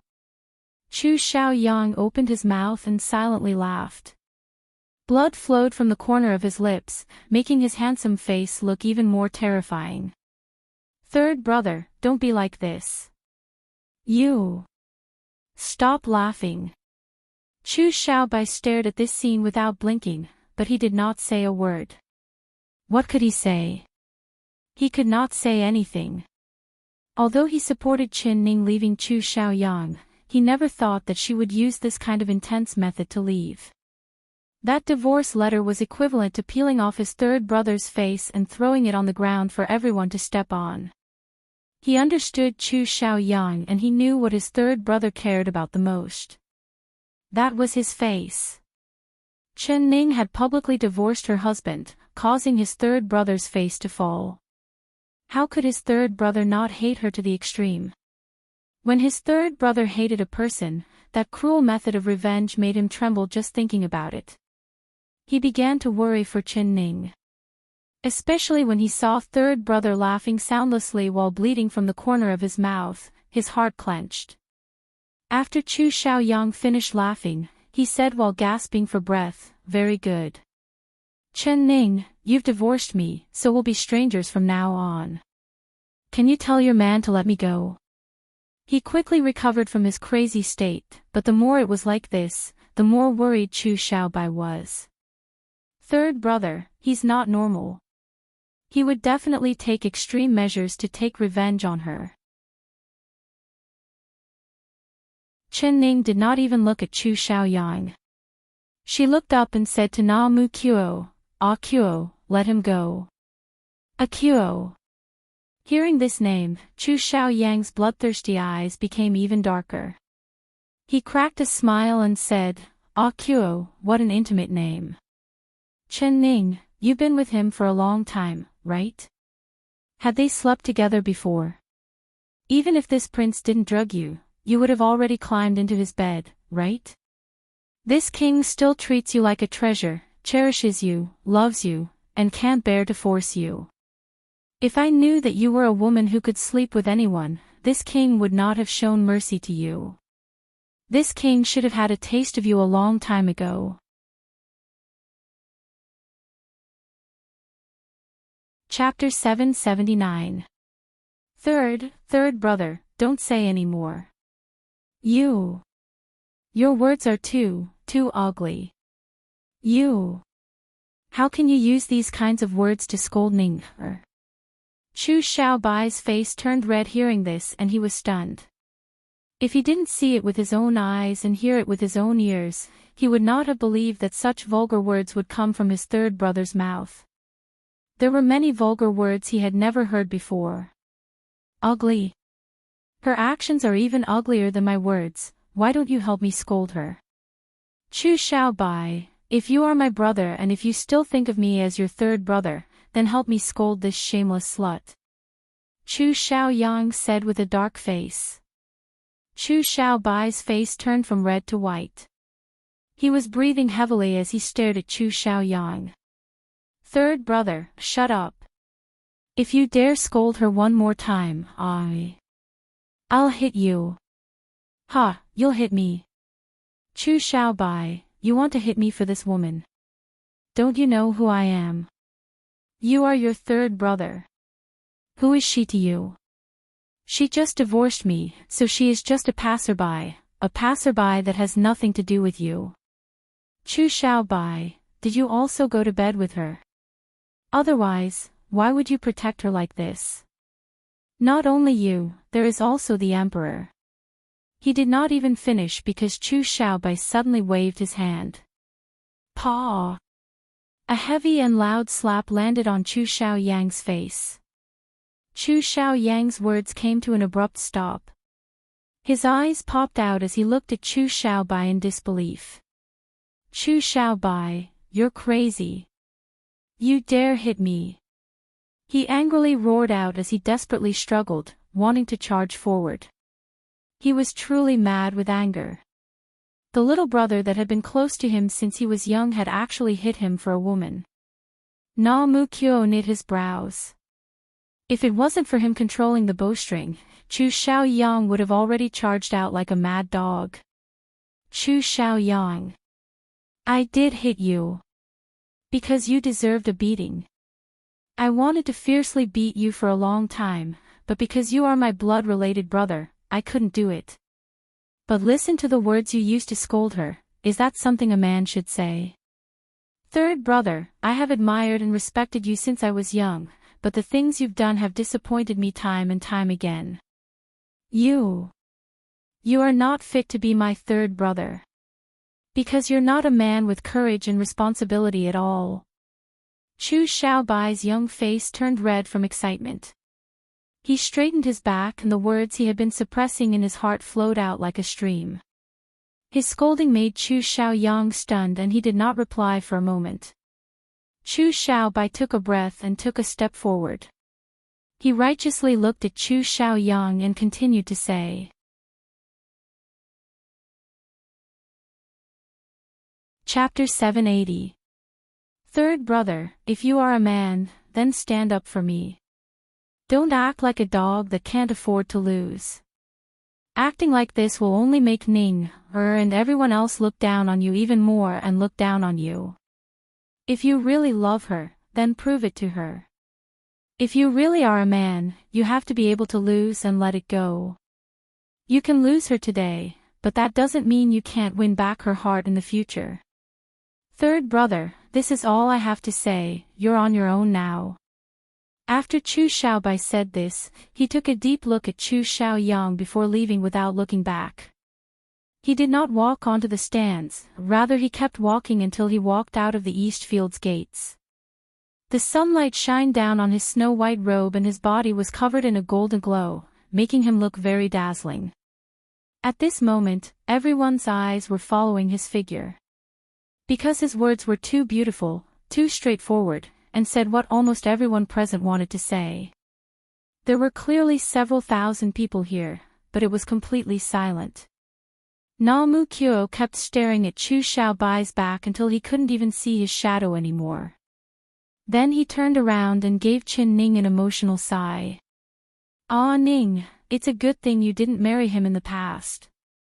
I never thought that a person like Chu Xiaoyang would have this kind of brother. This brat is amazing.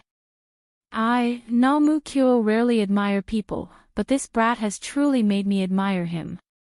Qin Ning watched Chu Xiaobai leave without looking back. She suddenly felt that this white-clothed youth had grown up overnight. She had always treated him like a little brother, but the words he said just now made her eyes suddenly wet. This was the first time she felt that she did not understand Chu Xiaobai at all. His inner world was much richer and more beautiful than she had imagined. He walked so naturally, so beautifully, and the words he said were even more powerful and resonant, making people want to applaud and cheer for him. Namu Kyo was right, he was no longer that childish-faced youth.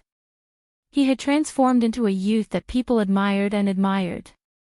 In the stands, Empress Dowager Zhou couldn't help saying to Mo Chuan beside her, "Emperor, Xiaobai has grown up." Mo Chuan nodded. He looked in the direction Chu Xiaobai left with a deep gaze. That's right, it was like this was the first time he met Chu Xiaobai and he was deeply shocked by his words. Chu Xiaoyang's face turned red and white. He tightly pursed his lips and did not say a word, but he had already lost his arrogance. He was no longer angry or roaring, he had suddenly calmed down. He opened his eyes wide and looked at the blue sky above him. Seeing the golden sunlight fall on his body, his face slowly calmed down. Namu Kyo looked at him and raised his right hand. He put away his bow and coldly said, "Chu Xiaoyang, stand up. If you are a man, then stand up, don't lie down." Chu Xiaoyang slowly stood up from the ground. He did not look at Namu Kyo, rather he looked straight at Qin Ning. He looked at her. Qin Ning hesitated for a bit. She turned to look at him and did not say a word.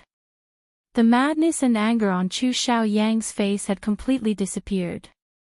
Although his face was covered in dirt, his eyes were shining, as if he had returned to his normal appearance. It was like he was a completely different person from the mad dog from before. Chapter 781. Qin Ning calmly looked at him and shook her head. "No, I don't hate you. From now on, I no longer have anything to do with you. Chu Xiaoyang, I hope that all the grudges between us can be resolved with that divorce letter. I won't hate you because hating a person takes a lot of energy. I don't have that much energy to hate you, so I will forget about you.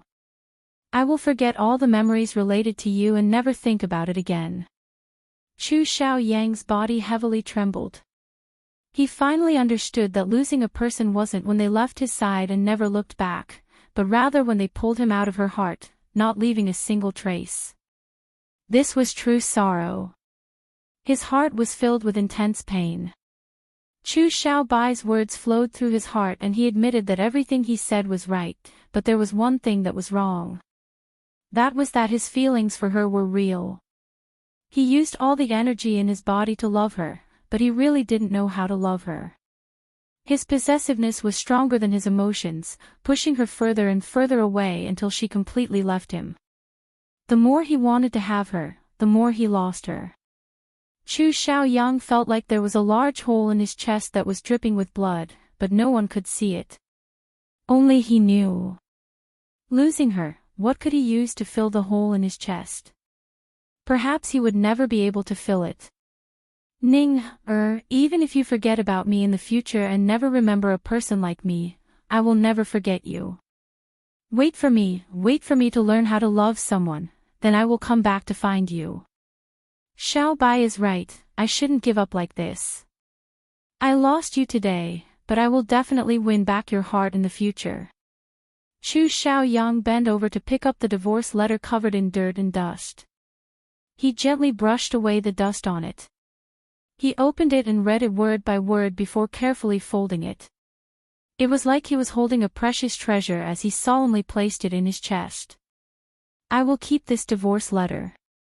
When it appears in front of you, that will be the time I come back to find you.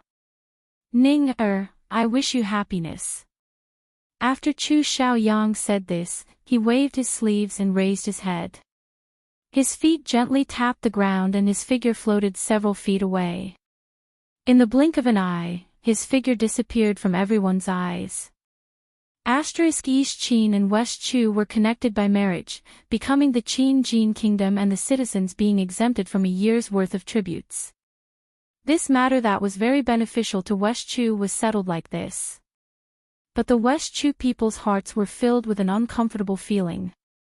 They felt like there was a giant stone pressing down on their hearts, making them unable to raise their heads. Especially when facing Qin Ning, they all felt ashamed in their hearts. The one feeling the most guilty was Empress Dowager Zhou. She admired Qin Ning and it wasn't that she didn't like her, but she was more anxious than anyone else to send her far away. Only when she left would her son's heart slowly come back. Under her guidance, he would become a good and obedient emperor. He would marry another girl to become his empress, giving birth to a prince with West Chu, and make West Chu stronger.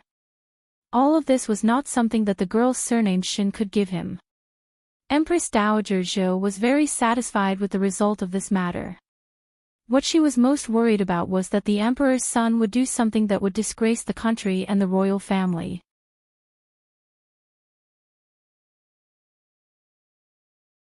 Chapter 782. You've been in the capital city for several days, but you've been busy, so you haven't had a good look at the scenery of my capital city. Now that your wish has been fulfilled and you have a lover by your side, you can have a good look at my West Chu. Ning is smart, just like a flower. This widow likes her very much. If your highness is not in a rush to return to the country, this widow wants Ning to stay with this widow for a few more days. After all, it's tens of thousands of miles away and once she marries to East Qin with you, it would be unknown when this widow will see her again.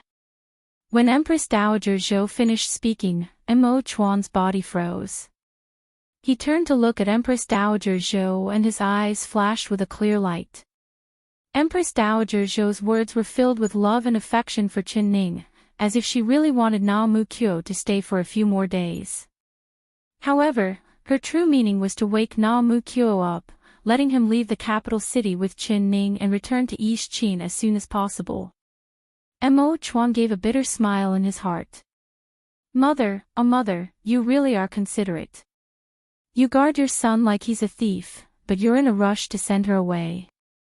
You also know that it's tens of thousands of miles away and once she leaves, you won't be able to see her again, but you can't even wait a few days. Isn't your heart a bit too cruel? But these words only lingered in his heart and he did not say a single word. He couldn't fall out with Empress Dowager Zhou in front of everyone and he couldn't let the East Qin envoys laugh at West Chu. So he could only remain silent. Empress Dowager Zhou had calculated this point and rushed to say it, making it so Mo Chuan could not refute it. Na Mu Qiu was a bit stunned. He narrowed his eyes and looked at Empress Dowager Zhou before revealing a smile. Na Mu Qiu understands the Empress Dowager's good intentions, but Na Mu Qiu has been away from the country for a long time and adding in the fact that the mission has been completed, although your country's capital city is beautiful, this prince is eager to return home. I want to bring on Ning back to East Qin to see my royal father. The Empress Dowager loves On Ning, so when there is time in the future, this prince will bring On Ning back to see the Empress Dowager.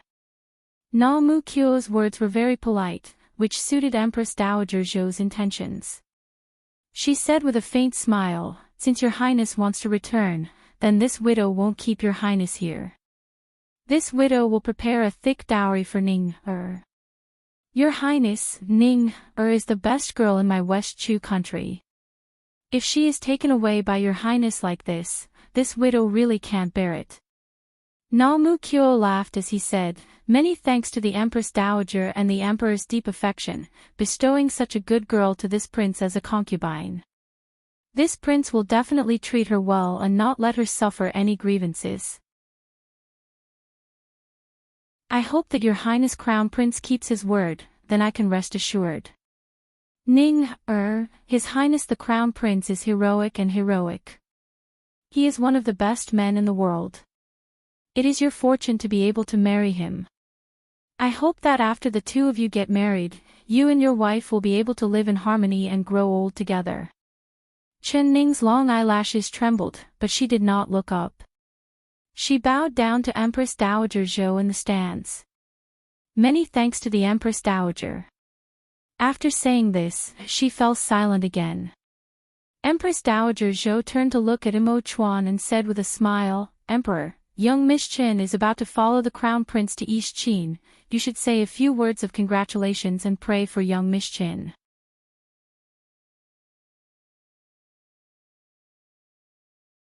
Chapter 783. She wanted to blurt out, Mother, what do you mean by this? Aren't you clearly stabbing a knife into Royal Brother's heart? You are too cruel. Yiting Xian's hands were impatient. Before she could even speak, he grabbed a fruit and stuffed it into her mouth. Woo, woo, woo. The eldest princess immediately glared at Yiting Xian. Yiting Xian shook his head at her. He pointed at Imo Chuan and then pointed at his own heart, making a gesture. The eldest princess didn't understand, but she knew that Yiting Xian was smart. There must be a deeper meaning to him not letting her speak, so she forcefully swallowed the fruit in her mouth and then looked at Imo Chuan with a pained expression. Although Imo Chuan's face was as calm as before, not showing any emotions. The eldest princess knew that his heart was filled with pain. It was impossible for him to watch his beloved girl marry far away and not be moved. She believed that her royal brother was not a man without a heart. At this time, the thousands of eyes on and off the stage were all focused on Imo Chuan's face, silently waiting for him to speak. Na Mu Kyo gave Imo Chuan a provocative grin. Your Majesty, this prince will be leaving the capital city with Ning tomorrow. If you have nothing to say, then this prince will be leaving with Ning first. Imo Chuan deeply looked at him. His deep black eyes seemed like they could see through him and into his heart. Na Mu Kyo raised his head and proudly looked at him. He knew that this young emperor was still in her heart, but he was confident that when she returned to East Qin with him, he would win her heart bit by bit. Your Highness, you've obtained a treasure. I am jealous of you. Imo Chuan finally slowly spoke. His voice was calm and his expression was calm. It was so calm that no one could understand what he was saying. Empress Dowager Zhou's body couldn't help trembling. She immediately looked up and threatened Imo Chuan. Ku. She forcefully coughed a few times, clearly warning him. This bastard brat, what kind of bastard words was he saying?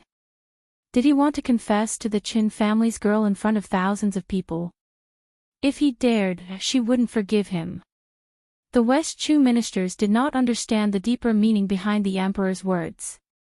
They only thought that the emperor's words were the same as Empress Dowager Zhou's, tactfully praising Qin Ning. So they all nodded in agreement. If it wasn't because they had no other choice, they wouldn't want this kind of smart and beautiful girl to marry to East Qin. This was because she was like a dazzling pearl in the competition with Na Mu Kyo, releasing a brilliance that convinced all of them. Ha, ha, ha, ha, ha. Na Mu Kyo broke out in laughter. He gave a slight nod to Imo Chuan. Your Majesty, you're right, it was this prince's luck that was good enough to find this treasure. You don't need to be jealous of this prince, the one this prince should be jealous of is you. After he said this, he bowed to Empress Dowager Zhou and Imo Chuan in the stands before saying, This prince will be returning to the country tomorrow and there are many things I need to take care of, so I'll be leaving first. Tomorrow, this widow and the emperor will personally send your highness off. Please do as you wish, your highness. Empress Dowager Zhou nodded. Na Mu Kyo revealed a toothy smile. He held Chen Ning's hand and sent her onto the carriage. Then he put down the bead curtain, blocking everyone's view of her. From when Chen Ning appeared to when she left, she never looked up at Mo Chuan on the stage.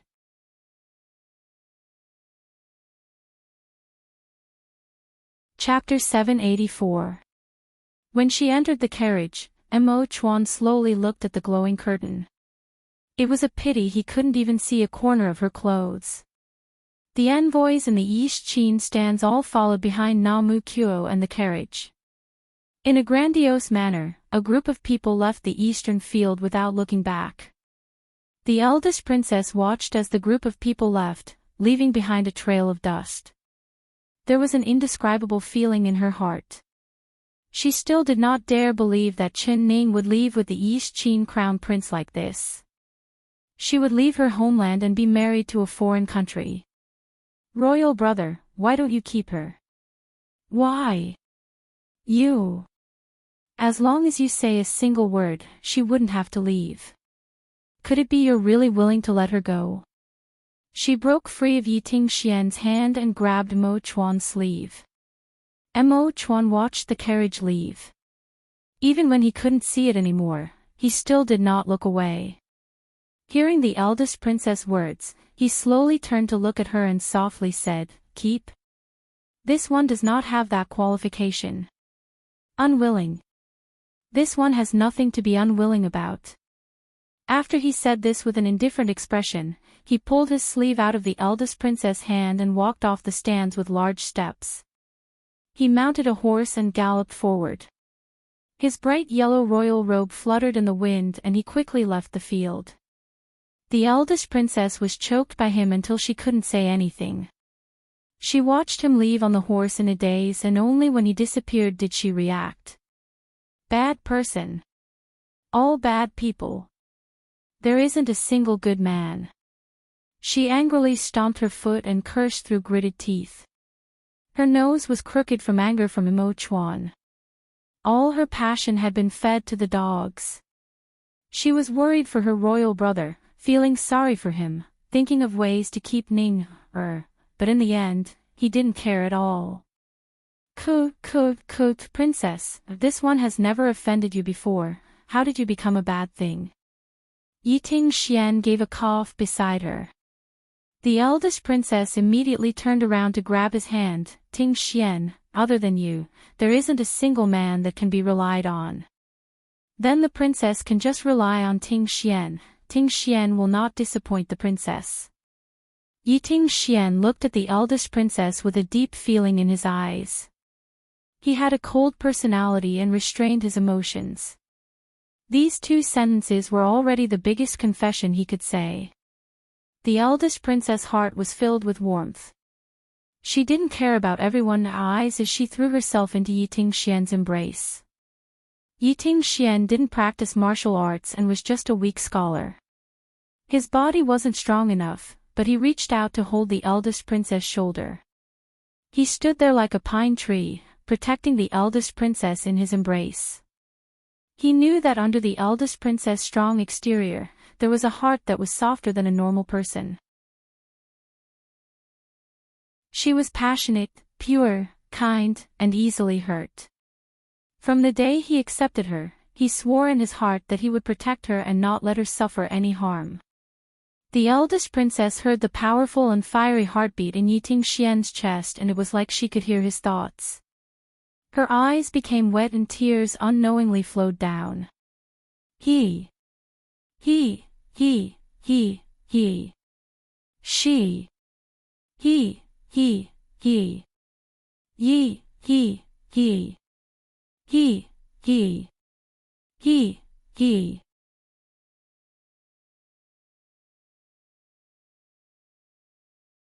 Chapter 785.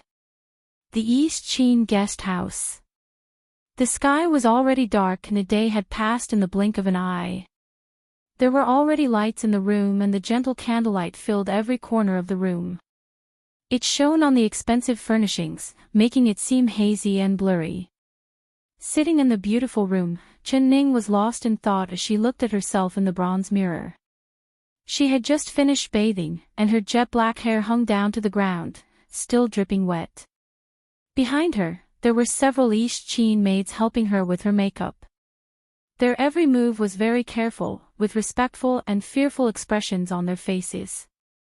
They knew that this beautiful West Chu girl was the future East Chin crown princess, so they were afraid they wouldn't be careful when serving her. Chen Ning was just thinking about her own thoughts as she allowed the maids to help her change her clothes, dress her up, and tidy her up. "Crown Princess, are you satisfied with this dress?" An East Chin maid asked in an unfamiliar West Chu language. Chen Ning finally came back to her senses. Her eyes fell onto the mirror and for a moment, she could not recognize herself. That girl dressed in gorgeous alien clothing, was that her? She looked at herself in the mirror in a daze. It couldn't be denied that the maids had dressed her up very beautifully. That fitted dress perfectly accentuated her soft and beautiful figure, making that slender waist look even more graceful. She lightly stood up and heard the crisp sound of small beads colliding with each other. Only then did she realize that the maids had actually tied sparkling beads to her braids, making her look like the stars in the sky, sparkling and dazzling. "Too shiny, I don't like dressing up like this. This is not me at all," she said in a soft voice, saying it to herself. Her voice was too low and the maids did not understand. Seeing her brows knit together, they all knelt down with fearful expressions. "Crown Princess, if you are not satisfied, these servants will help you dress up again." "No need, just leave it like this." Chen Ning shook her head, she was not willing to make it hard for these maids. Not to mention that she did not care if she was beautiful or ugly, she did not care at all. She was just going to a banquet that she had promised Na Mu Kyo. "Your Highness." The maids all greeted Na Mu Kyo who had just entered. Na Mu Kyo stood at the door and when he saw Chen Ning, his eyes instantly lit up. "Ah Ning, you really are pretty. When you wear these clothes, you look just like our East Chin girls. You were born to be someone from our East Chin country." He gave her a laugh. Chen Ning did not smile and just softly said, "Your Highness, we will be leaving tomorrow." "What about the matter you promised me?" Na Mu Kyo raised his brows and said, "Once you finish eating with this prince, you will naturally be able to see the person you want to see." "All right, I'm ready. Let's go eat." Chen Ning did not want to drag things out. "I will definitely do what I promised you. I just hope that your highness will not go back on his words." You are a man of your word." "Could it be that I, Na Mu Kyo, am a man of my word?" "Ah Ning, you've called me the wrong way again. If you do this again, don't blame me for punishing you." Na Mu Kyo seemed to be in a good mood as he spoke with a smile. He reached out his large palm and held her wrist. His appreciative gaze quickly swept over her body and he clicked his tongue.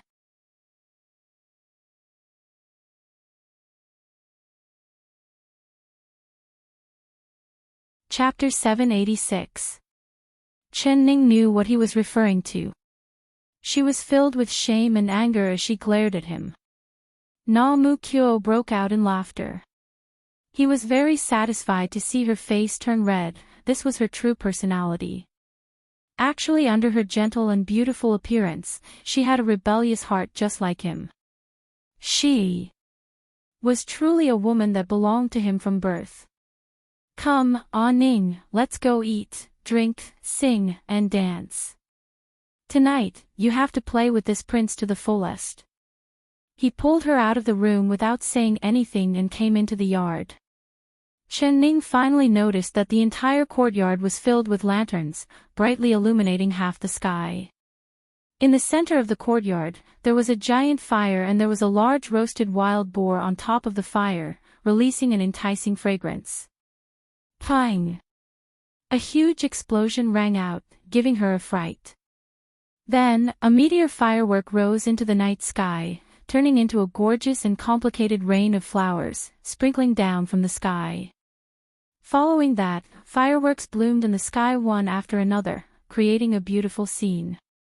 This is your future citizens showing their respect to the crown princess. Ah Ning, do you like it? If you like it, I'll have them set off fireworks for you every day. Naomukyo's voice sounded in her ears. She revealed a faint smile, not saying anything. Naomukyo pulled her to sit beside him. The banquet was in the yard, and other than their table, there were also the East-Chin envoys. Several dozen people surrounded their table like stars surrounding the moon. Naomukyo waved his hand and the servants came in, bringing out the wine and dishes. Under the sound of fireworks, there was a group of strong East-Chin men with stone drums tied around their waists. They walked barefooted into the center of the field, beating the drums while performing an East-Chin dance. The atmosphere was very lively. Naomukyo took out a small knife from his chest and carefully cut the roasted wild boar into small pieces. He placed it on the plate in front of her and looked at her with a faint smile. "Ah Ning, have a taste of our East-Chin's roasted pork. You will definitely like the taste," he said in a confident voice. He had never served another girl before, but he was willing to help her do things. The wild boar was roasted just right. It was golden on the outside and the fragrance filled the air. Just smelling it was enough to make a person's fingers move. Chen-Ning hesitated for a bit before picking up a piece of wild boar and placing it in her mouth. She gently chewed and a crisp fragrance filled her nose. It was indeed something she had never tasted before. "Do you like it?" Naomukyo's eyes sparkled as he looked at her, his words having a double meaning. She seemed to not understand his meaning as she said with a faint smile, "It's very delicious." Naomukyo broke out in laughter. He raised the wine jug in front of him and poured a bowl of wine for her. "This is our East-Chin specialty. The wine is spicy and it feels like a knife cutting your throat. It is the best thing to eat with this roasted pork. Do you dare try it?" His words was to provoking her, so Chen-Ning naturally understood. She picked up the bowl and drank a mouthful. Once the wine entered her throat, it was as Naomukyo said, it was like swallowing a knife. A wave of heat rushed into her throat and almost made her cry. She picked up the bowl and drank a mouthful. As soon as the wine entered her throat, it was like what Naomukyo said. It was like swallowing a knife and a burning sensation filled her throat, almost making her cry. "Good wine," she sincerely praised.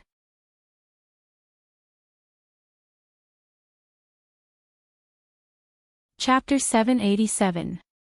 At this time, the East-Chin envoys all came forward to toast Naomukyo. Naomukyo was very straightforward, drinking all the wine in his bowl. In the blink of an eye, he drank several dozen bowls of wine, becoming more and more spirited. The atmosphere became more and more lively. The drunk East-Chin people began to walk down the stage and began to sing and dance. They were born on horseback and grew up on horseback. Moreover, regardless of gender, everyone could sing and dance. They surrounded the burning bonfire and held hands as they danced, singing at the same time. Although Chen-Ning did not understand what they were singing, the song was very lively and filled with passion. Her emotions were unknowingly infected by it. "Ah Ning, after drinking this bowl of wine, we'll also go dance." Under the starlight, Naomukyo's eyes shined even brighter than the stars in the sky. His smile was like the clear sky that broke through the clouds, incomparably brilliant. He looked at her without blinking. Because she had drunk wine, her cheeks were red and her eyes were covered in a layer of drunkenness. Her eyes were even brighter than his. "All right." Naomukyo pulled her up and joined the others in the dance. Although Chen-Ning did not know how to dance, she had a photographic memory. This dance was simple, so after seeing everyone dance it a few times, she was able to learn most of it. After dancing it a few times, she was very familiar with it. She danced around the bonfire, her waist swaying like a willow branch. Her arms were like orchids as she danced gracefully. Her beautiful eyes sparkled as she was like an enchanting lily blooming in the night, releasing a faint fragrance. Everyone was stunned, and they unknowingly stopped in their tracks, watching her solo dance. Her long hair flew in the wind and the little beads on her hair bumped into each other, making a clear sound. She spun along with the music, spinning faster and faster as the stars in the sky danced in front of her eyes. Suddenly, she stumbled and fell face first into the sky. Namu-kyo reached out to catch her. She closed her eyes and felt dizzy. Countless stars danced in front of her. She did not know if she was drunk or if she was dizzy from spinning.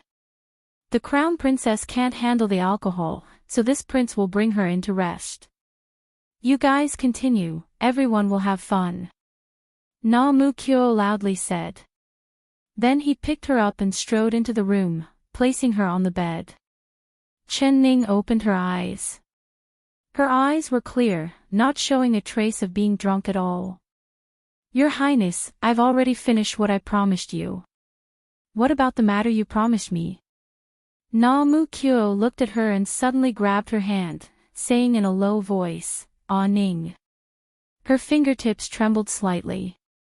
She pulled her hand back from his large palm and repeated, "You promised me." Wait a minute.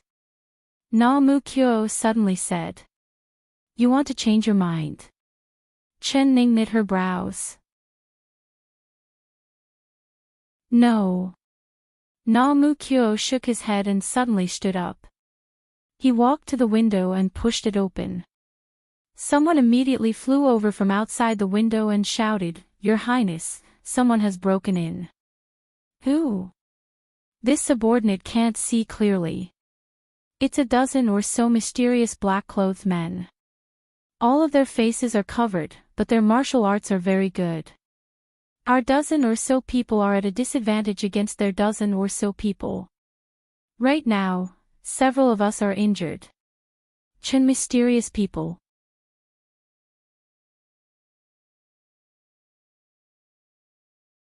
Chapter 788. Chen-ning's heart skipped a beat and her face turned slightly white. She bit her lower lip and thought, could it be that Imo Chuan sent someone here? No way. With Imo Chuan's personality, he definitely wouldn't. Then, could it be Chu Xiaoyang? She stood up and walked over to the window. She saw that the people dancing in the yard had all disappeared, probably leaving with Namu-kyo. There was only a burning bonfire left in the large field. She could hear the sounds of weapons clashing from outside the walls. It was clear that there was an intense fight going on. She could also hear Namu-kyo's deep voice. Capture them alive, don't let a single one go. Suddenly, a cold wind blew in from the window, bringing with it a deep chill. In that instant, the hairs on Chen-ning's back stood up. There was danger. Chi! Her strong sixth sense made her suddenly move to the side. She heard a soft sound and a small thing flew past her face. She could smell a faint fishy smell. The hidden weapon was poisonous. She broke out in a cold sweat, and then she heard a thud sound behind her. That small hidden weapon must have hit the bedpost. It was a good thing she had practiced martial arts. Although she wasn't a martial arts expert, she was more agile than a normal person. She knew that the hidden weapon had flown in from the window, but she couldn't see the person who shot it. She only knew that the person was hiding in the shadows and she was in the light. Chen-ning made a quick decision. She squatted down by the window and rolled under the bed. The thick bed curtains immediately covered her figure.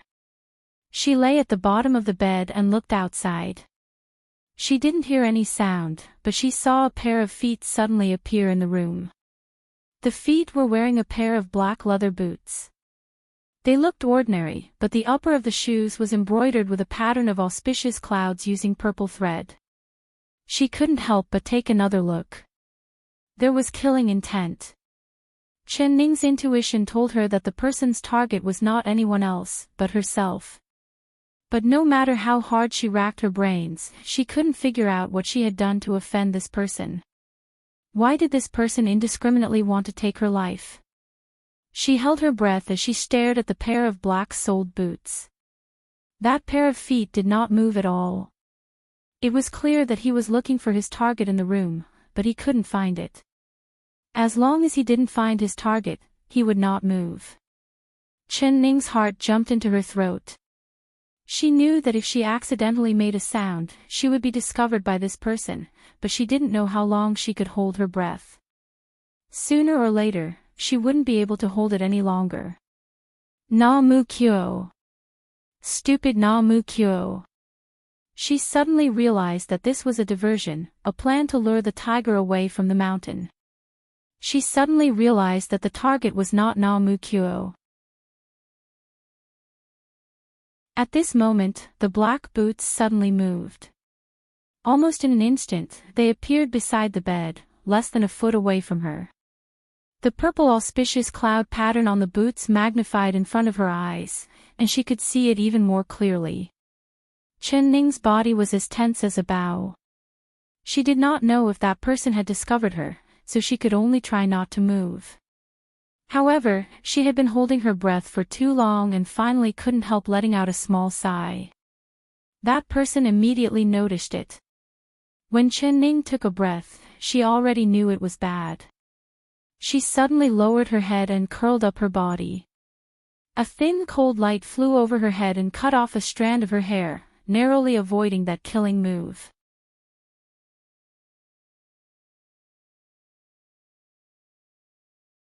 Chapter 789. Chi. Blood splattered everywhere. Chen Ning saw drop after drop of blood fall to the ground. Following that, with a ping sound, a black-clothed man fell to the ground with a shining throwing knife stuck in his back. Ah Ning. Na Mu Kyo jumped in from the window. He looked around with a nervous expression, not seeing Chen Ning's figure. His heart almost jumped out of his chest. He gave another loud shout. Ah Ning, where are you? I'm here. Chen Ning's heart fell to the ground. She came out from under the bed and patted the dust off her body. She looked down at the black-clothed man. That black-clothed man was wearing tight-fitting night clothes. He was lying on the ground and his face could not be seen. Are you injured? Are you all right? Na Mu Kyo grabbed her shoulder and looked over her. Finding that she wasn't injured, he let out a sigh of relief. I'm fine.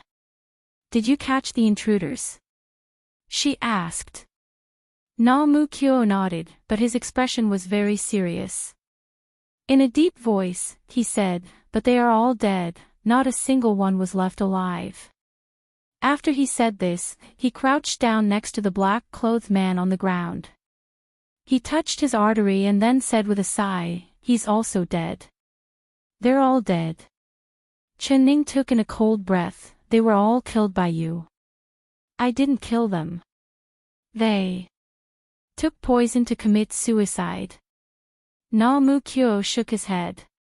He hooked his right foot and flipped over the black-clothed man on the ground. He took off his mask and revealed a normal face. His eyes, ears, mouth, and nose were all bleeding with black blood. He knew that his throwing knife was not enough to kill him, so he said, my knife does not have poison on it. Chen Ning nodded. She could see that this black-clothed man knew that he couldn't run, so he also took poison to commit suicide. Who are they? She asked. Na Mu Kyo pondered for a bit. According to my guess, they should be a group of trained killers, but my people have searched their bodies and couldn't find any clues. I don't know where these people came from. There are no clues. Chen Ning suddenly pointed at that person's black leather boots and said, I did find something. Look at the pattern on his boots, it looks like a cloud. You can send people to check the boots of all the black-clothed men. If they all have the same pattern, perhaps you can find out where they came from. Ah Ning, you truly are meticulous, you can even find such a small detail. Na Mu Kyo was pleasantly surprised. He bent down to take a closer look and indeed found that cloud. However, purple and black were very similar in color, so if one didn't look carefully, it would be hard to notice the purple pattern embroidered on the black boots. Someone, go and check the boots of those men in black. See if they all have the same pattern on them. He ordered loudly. The people outside immediately replied and quickly came back to report. Your Highness, everyone's boots have cloud patterns embroidered on them. Na-mu-kyo nodded and ordered, everyone, guard the guest house well. If anyone dares to break in, kill them without mercy. When he turned his head back, his expression had already become extremely ugly. Na-mu-kyo did not reply and just stared at her. His deep black eyes did not blink at all. He grabbed her hand and tightly gripped it. Na-mu-kyo did not reply and only stared at her. That pair of deep black eyes did not blink. He grabbed her hand and gripped it tightly. Chen-ning could feel that his large palms were covered in cold sweat.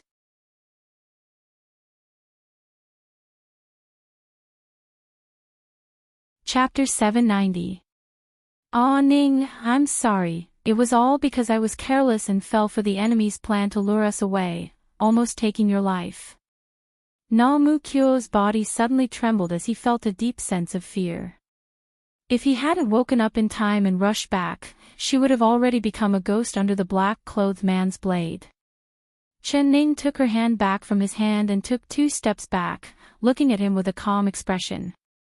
Your Highness, you don't need to apologize to me, this is the condition I promised you.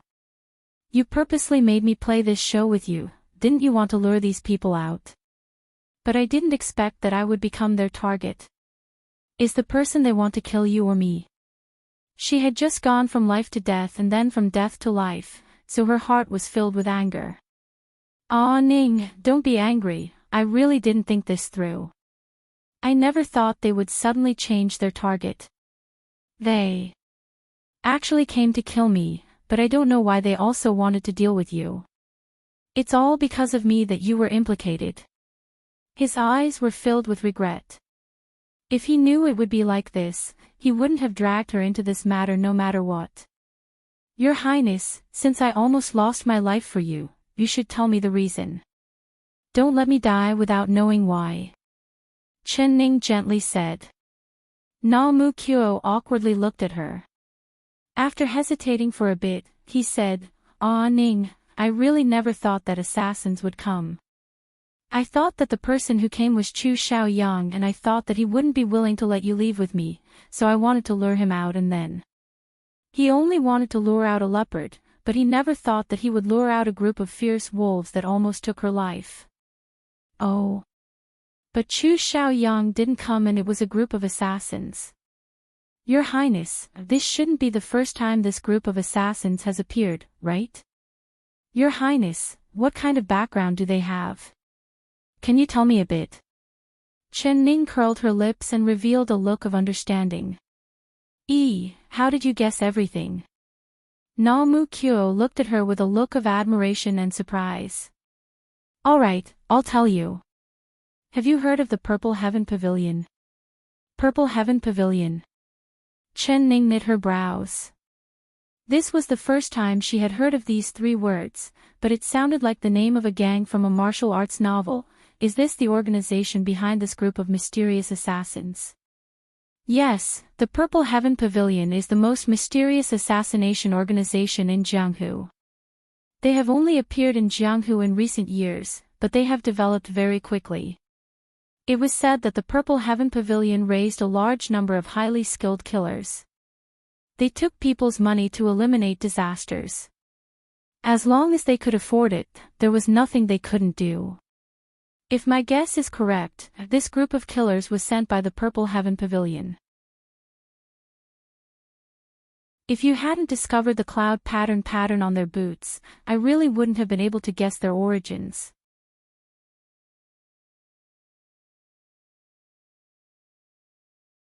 Chapter 791. He looked at Chen-ning and paused for a bit. His eyes revealed a look of worry, but what I can't understand is why their target tonight wasn't me, but you. Could it be because of me? Was it because I dragged you down? But to this day, I still don't know who ordered them to do this, and why they wanted to kill me. I only hope to leave one or two alive, but it's a pity that my wish wasn't fulfilled. He suddenly pressed down on her shoulder and calmly said, "Ah Ning, you don't need to worry. No matter how strong the Purple Heaven Pavilion's assassins are, you don't need to worry, I will protect you. As long as I, Na Mu Kyo, is here, I won't let anyone harm you."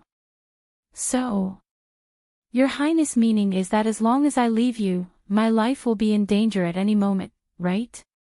In order to live in this world, I have to hide under your wings and seek protection, right? She gave a faint mocking smile. What Purple Heaven Pavilion, what mysterious assassination organization of the Jianghu? She had never heard of it before. She couldn't think of anything. She didn't even know martial arts and she didn't have any enemies, so why would those people treat her as a target for assassination? The only explanation for this matter was that Na Mu Kyo had arranged a good show, or that she had become Na Mu Kyo's scapegoat. Na Mu Kyo's eyes turned cold and the hand on her shoulder trembled. His face turned a bit ugly. "Ah Ning, are you suspecting this prince? Do you think that this prince made this up to trick you? Were these black-clothed assassins deliberately arranged by this prince?" He asked while suppressing his anger. "I don't think anything, Your Highness is thinking too much. Life and death are determined by fate, I don't care if they want to kill you or me. I just hope that Your Highness can do what you promised me." She did not want to pursue this matter anymore. Even if the Jianghu really had a Purple Heaven Pavilion, she didn't know anything about it and she did not want to be involved. "Alright, don't you want to see that person? This prince will immediately let you see him. If you are willing, you can bring that person with you, this prince will not stop you." Na Mu Kyo clapped his hands and loudly ordered, "Bring that person in for this prince." Chen Ning couldn't help straightening her back and looking in the direction of the door. Na Mu Kyo kept looking at her. Seeing the glow in her eyes, he couldn't help saying in a jealous voice, "Ah Ning, when can you treat me like this? I won't ask for anything else." Her back stiffened slightly, but she didn't say anything. The sound of footsteps could be heard from outside as someone reported, "Your Highness the Crown Prince, the person is here. Come in." Na Mu Kyo said gravely. The door was pushed open and a person was pushed into the room. "Bad people. You are all bad people. Why did you bring me here? Ah. Eldest miss. Why are you here?" When that person saw Chen Ning, his round little face was filled with surprise and joy. His eyes opened wide as he revealed a look of disbelief. "Xiao Ru." Chen Ning took a step forward and held her hand. "Young miss." Feeling the warmth of Chen Ning's palm, Xiao Ru suddenly felt real. She threw herself into Chen Ning's embrace and began to cry as she hugged her.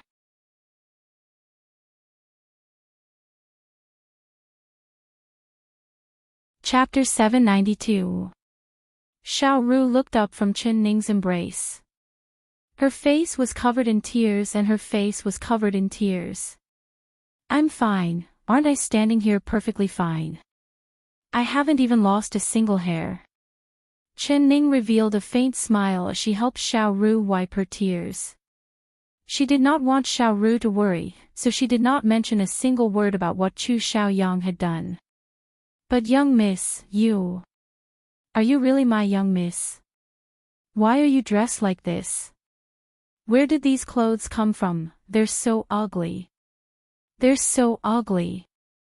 Young miss, quickly take them off. Wearing such ugly clothes, you're not like you at all." Xiao Ru's mouth did not stop. When she saw that Chen Ning was fine, her attention immediately turned to her clothes. She looked over that beautiful dress and her little mouth flattened, revealing a look of disgust. Na Mu Kyo's face instantly turned dark. "Ugly. Ugly. Did this lass's eyes have a hole to pant for air?" He was angry and annoyed. He grabbed Xiao Ru's collar and lifted her up like an eagle holding a little chick. He stared at her like he wanted to eat her. Stinky girl, you're quite bold, daring to say that my Chin's clothes are ugly. Do you believe that I won't take your head? Xiao Ru struggled in the air, kicking her feet. Her face was red from being strangled and she couldn't breathe. Na Mu Kyo, let her go. You're a respected man, yet you're bullying a little girl, don't you feel ashamed? Chen Ning shouted. Na Mu Kyo was stunned. He realized that he shouldn't make it hard for a little girl in her teens, so he put Xiao Ru down. He crossed his arms and gave a cold laugh. Who told this little girl to speak nonsense? I gave you the prettiest clothes in my Chin country and she actually thinks it's ugly. This girl really has eyes but can't see. Ah Ning, this stupid girl is the person you're thinking about all the time. The person you wanted to see with all your heart is this idiot. Chen Ning did not say anything, but Xiao Ru was already going crazy with anger. Her face was even redder than a red cloth as she screamed, "You're the stupid one. You're the stupid one. You're a bad person." She clenched her fists and charged over to punch Na Mu Kyo. Na Mu Kyo stood there like a towering mountain, straightening his chest. Her little fists rained down on his body, not even enough to scratch him. He looked down at Xiao Ru with a smile. "Stupid girl, use a bit more strength. Are you trying to tickle me?" Xiao Ru. Bad person. You're too hateful. Xiao Ru's lungs were about to explode from anger. She raised her head and stared at Na Mu Kyo. She couldn't understand why this man was so hateful. She found that the other party was actually a head taller than her, like an iron tower. She was petite and exquisite, standing in front of the tall and mighty Na Mu Kyo. She looked like a bean sprout, thin and small. Xiao Ru, come here.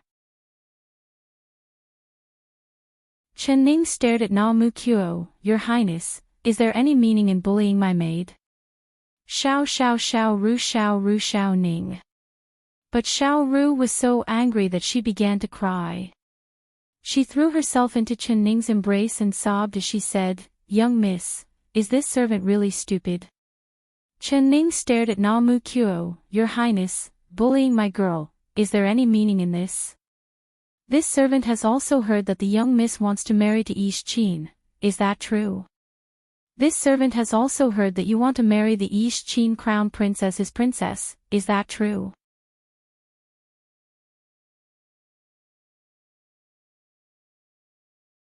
Chapter 793. Xiao Ru looked up at her with tears in a daze, like she didn't recognize her at all. She opened her mouth and revealed a look of disbelief. Young miss. You can't.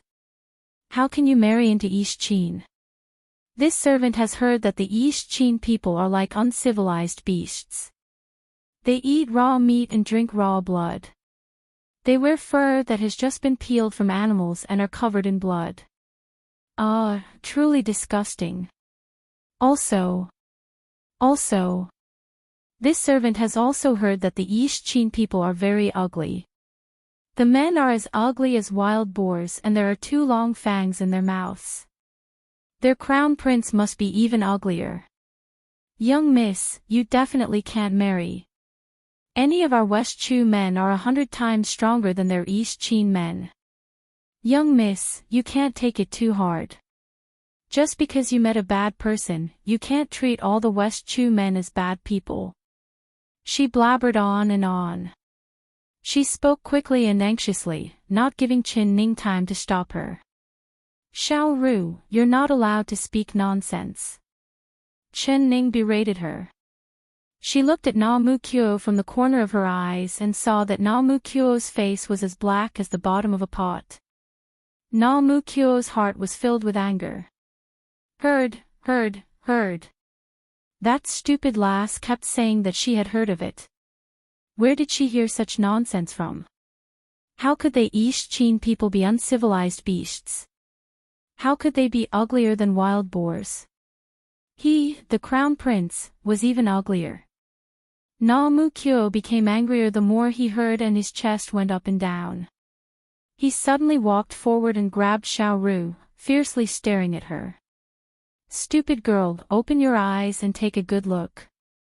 Am I ugly? Xiao Ru was stunned. She looked at Na Mu Kyo in a daze and blinked. This was the first time she clearly saw his appearance. His hair was jet black and thick, and his eyebrows were thick and long, like two furry brushes standing on top of his eyes. When he was angry, his eyebrows would jump up and down like two live caterpillars. She tilted her head to look at him, not blinking at all. The more she looked, the more she looked. Na Mu Kyo was finally satisfied. This little girl was not as stupid as he thought. At least she was stunned looking at his handsome appearance, which meant that she knew what was good for her. Ha, ha, you look. Why is your appearance so strange? Xiao Ru looked at him and she actually broke out in laughter. Strange? Na Mu Kyo knit his brows. He couldn't think what was strange about his appearance. He couldn't think of anything strange about it. Eldest miss, look at how interesting he looks. There are actually two caterpillars growing on his eyes, and they move as if they are alive. Ha, this is too interesting. This servant has lived this long and I have never seen caterpillars on a person's face. She giggled like a happy little pigeon, pointing at Na Mu Kyo's eyebrows, so happy that she could not stand straight. Na Mu Kyo. Na Mu Kyo face turned completely green. In his 20s, this was the first time someone had laughed at his eyebrows. Little girl even thought of could think of this. How could he not know that his eyebrows looked like caterpillars? All right, Xiao Ru, come here. I have something to tell you. Your Highness, if there isn't anything else, you can leave first. I have something to tell my maid.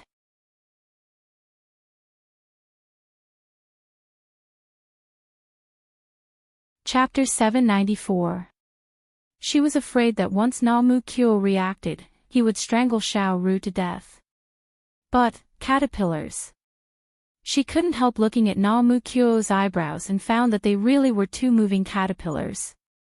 Even she couldn't help admiring Xiao Ru's eyes, she really had a rich imagination. She tried her best not to laugh out loud, afraid that Na Mu Kyo would add oil to the fire. Na Mu Kyo panted as he turned to look at Chin Ning and said, "Ah Ning, I really can't think of it. With how smart you are, how could you have a girl as dumb as a pig by your side? She simply has a wooden head, no. It's simply a pig head. She's even dumber than a pig." He was so angry that he was gasping for breath. If it wasn't for Chin Ning's face, he would have dragged that girl over to ask her about it. Why didn't she like his eyebrows at all? Xiao Ru hated people calling her stupid the most. She didn't know Na Mu Kyo's identity and hearing him call her stupid, she was so angry that tears came out. "Young miss, don't stop me, I want to tear off this annoying fellow's mouth. Ah, he's too annoying. I've never hated a person this much in my life." She charged at Na Mu Kyo, but was forcefully pulled back by Chin Ning. "Xiao Ru, you can't be rude to the crown prince." "What, he's the crown prince?" This was the East Chin crown prince. "Is it the crown prince that young miss wants to marry?" Xiao Ru was stunned. "That's right, it's him." Chen Ning nodded. Na Mu Kyo saw Xiao Ru's stunned appearance and gave a snort. "Stinky girl, your young miss is my princess and this prince will be your master in the future. You dare be rude to your master, how do you think this prince will punish you?" He looked at Xiao Ru with a threatening gaze and his two thick, black brows were lowered. Xiao Ru's eyes blinked and tears began to fall again. "Eldest young miss, why did you lower yourself to marry him? There are two caterpillars on his face, making him look fierce and ugly. This servant doesn't like him, this servant hates him. Young miss, did this fellow force you to marry him? Isn't that right? He's really bad, really bad." I want to kill him. Her thoughts were very simple and her brain only had one thought. She gritted her teeth and clenched her fists as she charged at Namu Kyo. Her movements were so fast that Chen Ning couldn't stop her.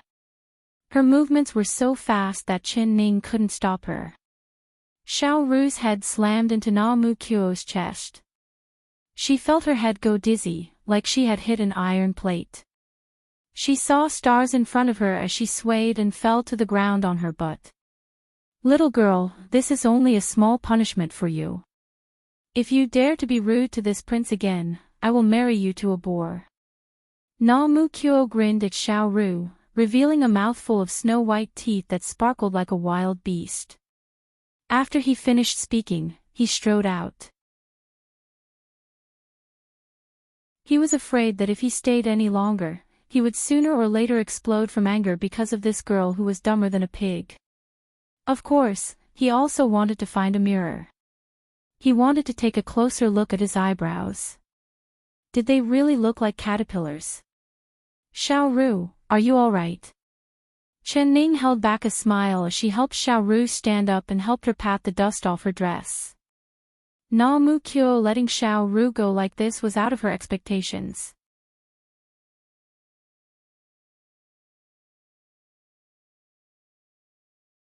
Chapter 795. This servant is fine.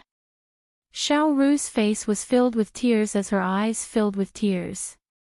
Her headache, neck, and buttocks were all caused by that fierce-looking caterpillar. She hated caterpillars. Young miss, listen to this servant's advice. You can't marry him. She thought of the words Namu Kyo left before he left and couldn't help shivering as tears began to fall again. Woo, he's too bad. He said he would marry this servant to a boar. Woo. Young miss, if you really become his princess, this servant's future days will be hard to live. She was heartbroken as she cried. Chen Ning was angry and amused at the same time. She rubbed her forehead and began to think about whether she did the wrong thing by bringing Xiao Ru over. This girl and Namu Kyo were like fire and water. As soon as she came, she would have a headache in the future. All right, don't cry. If you don't like Namu Kyo, then you can stay in the capital. I will ask the eldest princess to take care of you. The eldest princess is a very good person, you won't be wronged if you follow her. Before she could finish, Xiao Ru excitedly cut her off. Young miss, what are you saying? Do you not want this servant anymore? This servant has already said that I am the young miss person in life and the young miss ghost in death. No matter where you go, Xiao Ru will follow you. You will marry the East Qin crown prince and you will go to East Qin to drink raw blood and eat raw meat. This servant will follow you and will never leave you. Young miss, don't think of leaving this servant. Chen Ning was touched and wanted to laugh. She tapped Xiao Ru's head, not knowing where this girl heard all these strange thoughts from. Xiao Ru, listen to me. Although East Qin isn't as prosperous as West Chu, they don't eat raw meat and drink raw blood. The clothes they wear aren't bloody animal skins. Look at the clothes I'm wearing, how beautiful is the design on it. Also, the roasted meat they make is very delicious.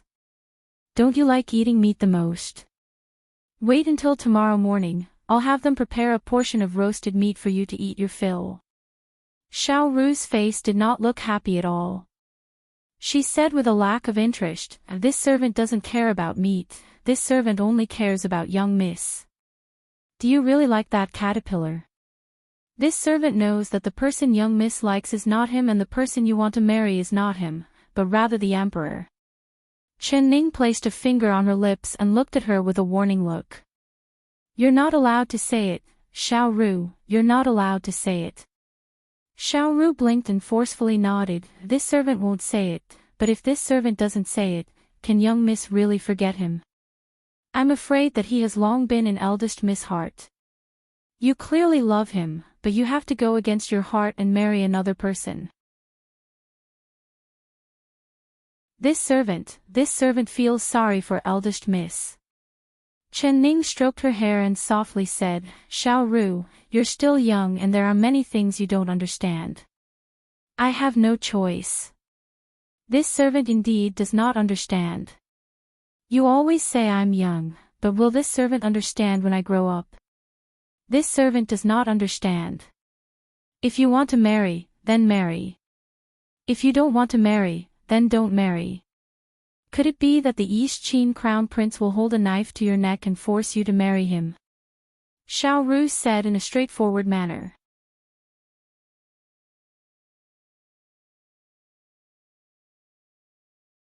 Chapter 796. Willingly. Xiao Ru sucked in a cold breath and her eyes popped out. Young miss, your heart has changed.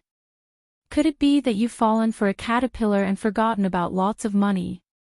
Lots of money. Hearing this long-lost name, the smile on Chen Ning's face couldn't help freezing. She shook her head and said, Forget it, you won't understand even if I tell you, so why should I tell you and make you worry? I just want to see you before I leave. Xiao Ru, the person I hate to part with the most is you. I just hope that you can live a good life and not have to worry about food or clothing. In the future, you can find a person who truly treats you well and marry him. He will love you, cherish you, and live a happy life for the rest of your life. I could have arranged all of this for you, but I'm afraid I can't do it. But you can be assured, before I leave, I will find a good place for you. The eldest princess, she. The more Xiao Ru listened, the more afraid she became and the colder her heart became. Although she was pure, she could hear the meaning behind Chen Ning's words. She did not want to take her with her. I don't want anyone. I don't want anyone. I don't want the eldest princess, I only want the young miss. This servant has grown up with you, how can young miss not want me just because you say you don't want me? You. Are you like a caterpillar, thinking I'm stupid, so you don't want me? She pursed her lips and was about to cry again. Nonsense, I never said you were stupid. Xiao Ru, you're not stupid. You're just very pure and very cute. Then why don't you want me? Why don't you take me with you? This servant doesn't care about eating raw meat and drinking raw blood. As long as I can stay by the young miss side, it doesn't matter if you marry a pig or a dog, this servant will follow you with all my heart. Xiao Ru shouted. A strange zhi sound suddenly came from outside the window, like someone was fiercely grinding their teeth. Xiao Ru's neck shrank back. Young miss, there's a mouse. This servant heard a mouse. It's not a mouse, perhaps it's a weasel. Chen Ning softly looked up and looked out the window. Although she couldn't see, she knew that Na Mu Kyo was hiding outside the window, eavesdropping on her conversation with Xiao Ru. Hearing Xiao Ru say she would marry a pig or a dog, comparing him to a pig or a dog, wouldn't he be so angry that he would break his teeth? Thinking about it, it was quite interesting. She never would have thought that a proud person like Na Mu Kyo would be defeated by a stupid girl like Xiao Ru. Perhaps this was the saying, everything has its vanquisher. Na Mu Kyo was indeed hiding outside the window.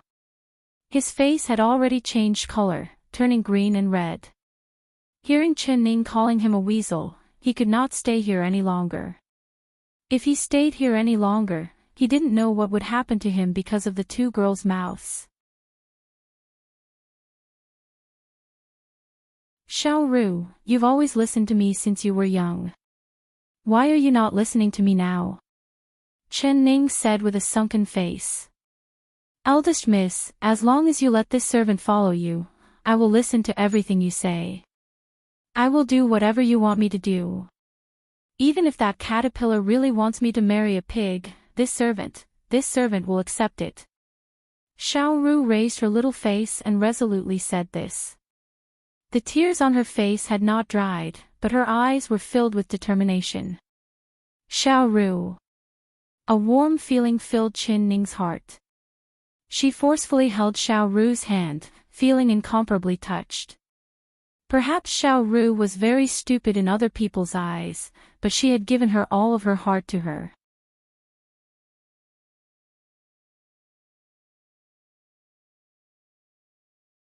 Chapter 797. Young miss, don't leave this servant here alone. This servant has never been separated from you before, so please take this servant with you, all right? Xiao Ru begged. What could Chen Ning say? If she kept talking, she would definitely hurt Xiao Ru's heart. All right, we have to leave tomorrow morning, so let's rest early tonight. She pulled Xiao Ru onto the bed and laid down next to her.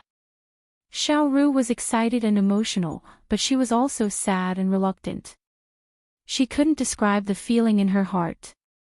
She had a stomach full of questions to ask Chen Ning, but when she tilted her head, Chen Ning had already closed her eyes, as if she had fallen asleep. She did not dare disturb her, so she could only keep everything in her heart. Although she had already made up her mind to stay by Chen Ning's side, when she thought of going to East Qin with the young miss tomorrow, saying goodbye to the place she grew up in and going to a barren land where even rabbits wouldn't poop, her heart was filled with an indescribable sense of fear. She felt afraid. When she thought of that caterpillar's fierce eyes and how he said he would marry her to a pig, she became even more afraid. She had heard that their East Qin men were all fierce and ugly. Now that she had personally seen it, it really was the case. That crown prince was this ugly and the other East Qin men weren't any better. When she thought of this, she felt wronged for the young miss. The young miss was this beautiful and the emperor was also this beautiful, the two of them were simply a match made in heaven. But why did the heavens have to break up this pair of lovebirds and force them apart? That ugly and fierce caterpillar was not worthy of the young miss at all. It would be great if there was a way for the young miss not to leave. She laid on the bed and tossed and turned. Her little head kept thinking, but she couldn't think of anything. She suddenly thought of Xiao Si and couldn't help thinking that Xiao Si was so smart and quick-witted, he seemed like he would never run out of ideas. If he was here, he would definitely be able to think of a good idea for her. Thinking of Xiao Si, the blood in her body immediately heated up and she could no longer sleep. Suddenly sitting up, she could only feel her heart beating rapidly. If I go to East Qin with the young miss, I might never see Xiao Si again in this life. She muttered to herself as she grabbed her clothes. Her heart felt very uncomfortable, like it was being grabbed by an invisible hand. She wanted to cry, but she couldn't. But, if I stay, I won't be able to see the young miss again, she thought. Xiao Ru was conflicted in pain. She forcefully pulled her hair and finally made the most difficult choice. She could not see Xiao Si, but she definitely could not leave the young miss. She laid back down on the bed and the image of Xiao Si's handsome face flashed in front of her eyes. His smiling eyes were like a fox's. He looked really good when he smiled, his voice was really pleasant to listen to, and the stories he told her were lively and interesting.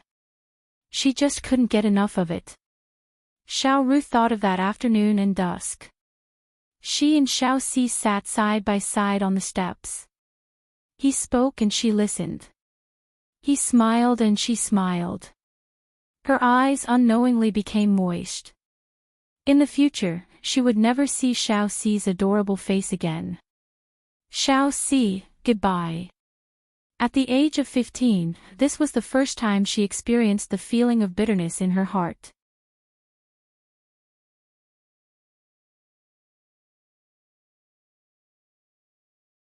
Chapter 798.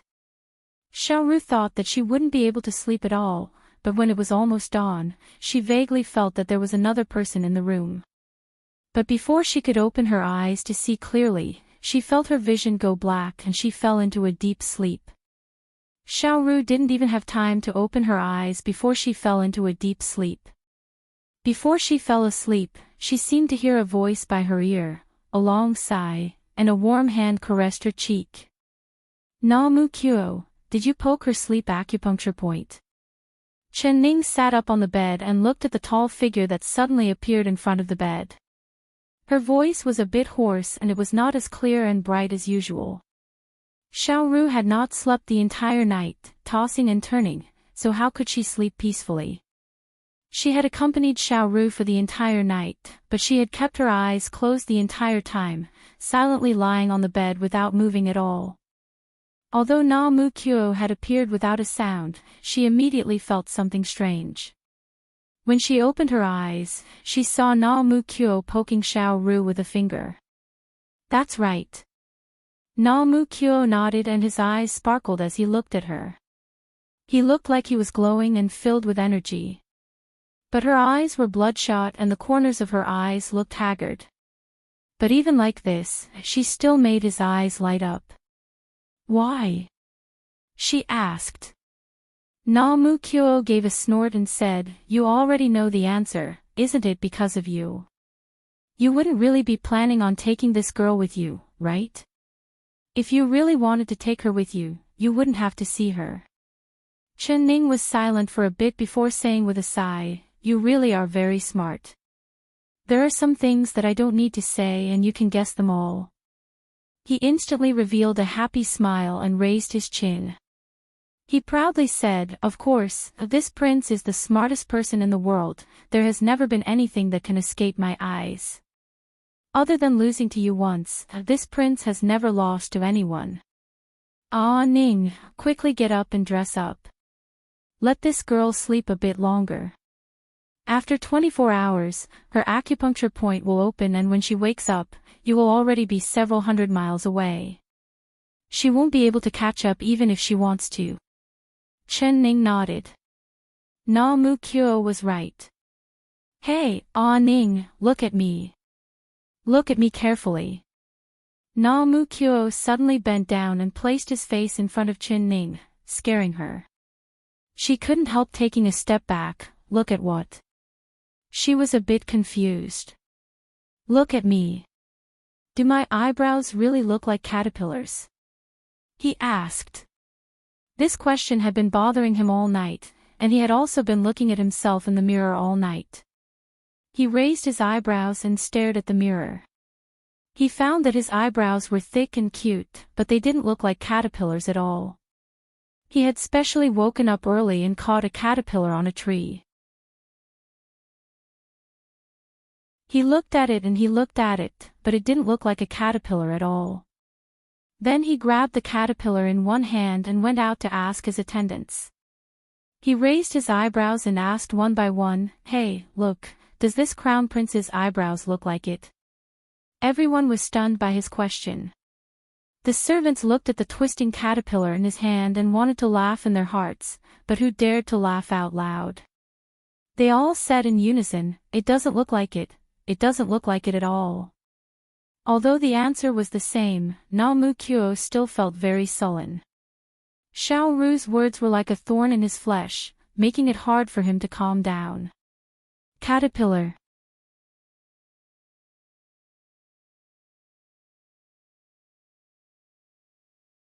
Chapter 799. When she smiled, Na Mu Kyo's heart was filled with panic. He grabbed her shoulder and shouted, You're not allowed to smile. Tell this prince the truth, do I really look like a caterpillar? His eyebrows moved. They were thick and dense, looking lively and lively. It really did look like a caterpillar. Chen Ning felt that it looked more and more like it. She really admired Xiao Ru's imagination. Ah, Ning wouldn't lie to me. If you think it looks like it, then it definitely looks like it. This prince doesn't want to see people with two caterpillars. Na Mu Kyo was filled with worry. He suddenly took out a small knife and slashed at his face. Hey, what are you doing? I want to shave off these two ugly eyebrows. He shouted. Poochie. Chen Ning laughed, Give me the knife, I'll help you fix it so it won't look like a caterpillar. Fix? How do I fix it? Na Mu Kyo had a look of astonishment, but he still gave the knife to her. Chen Ning took the knife. Lower your head and close your eyes. Mukyo lowered his head and closed his eyes. Chen Ning pressed down on his face and rubbed the knife against his cheek. She deliberately said, "You're not allowed to move. If you move, I might take your life." She was just joking, but who would have thought that Mukyo would reply without any hesitation, "You can take this life whenever you want." "Ah Ning, what's mine is yours. Everything I have is yours, as long as you say it. I'm only afraid you won't want it." Her heart was heavily shocked and her smile froze on her lips. His words seemed to have been blurted out of his mouth, but she knew that although he was intelligent, he had grown up in the vast grasslands. He was broad-minded and had a straightforward personality. He would say whatever he thought, and whatever he said, it was what it was. He was not like Chu Xiaoyang, who had a stomach full of twists and turns. Chen Ning did not say anything and used the knife to slowly fix his eyebrows, shaving off all the extra eyebrows. His eyebrows were as thick as iron, each one thick and black. After a bit of trimming, they became tall and straight. His eyebrows were like swords that were cut by a knife, looking clean and beautiful. Mukyo closed his eyes, feeling the sharpness of the blade, the coldness brushing past his brows. However, her fingers were soft and warm, the breath she exhaled was even more fragrant, making his heart beat faster. Although he tried to control his breathing, his face still slowly became hot and his ears turned slightly red.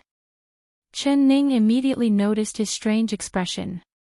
Her face turned red and she used the back of her knife to forcefully hit his neck.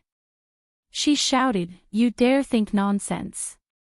Mukyo was shocked, thinking that she was really going to use the knife to cut his throat, but his body only trembled and he did not move. He stretched out his neck to let her do it. He really did what he said. When he realized that she was using the back of the knife to scare him, his heart filled with joy. "Ah Ning." He opened his eyes and his bright black eyes deeply looked at her. His eyes were filled with a strong tenderness. "Ning Kyo," Na said. "Na Mukyo. Xiao na xiao xiao shi mo, tu xiao tu." Mukyo knew that she meant to say, 3 rules. He sighed and put down his arm. "All right, I won't touch you. I'll wait until we're married. It's getting late, you should quickly freshen up. You have to make yourself beautiful. I want everyone to see that I, Mukyo's crown princess, is radiant and peerless."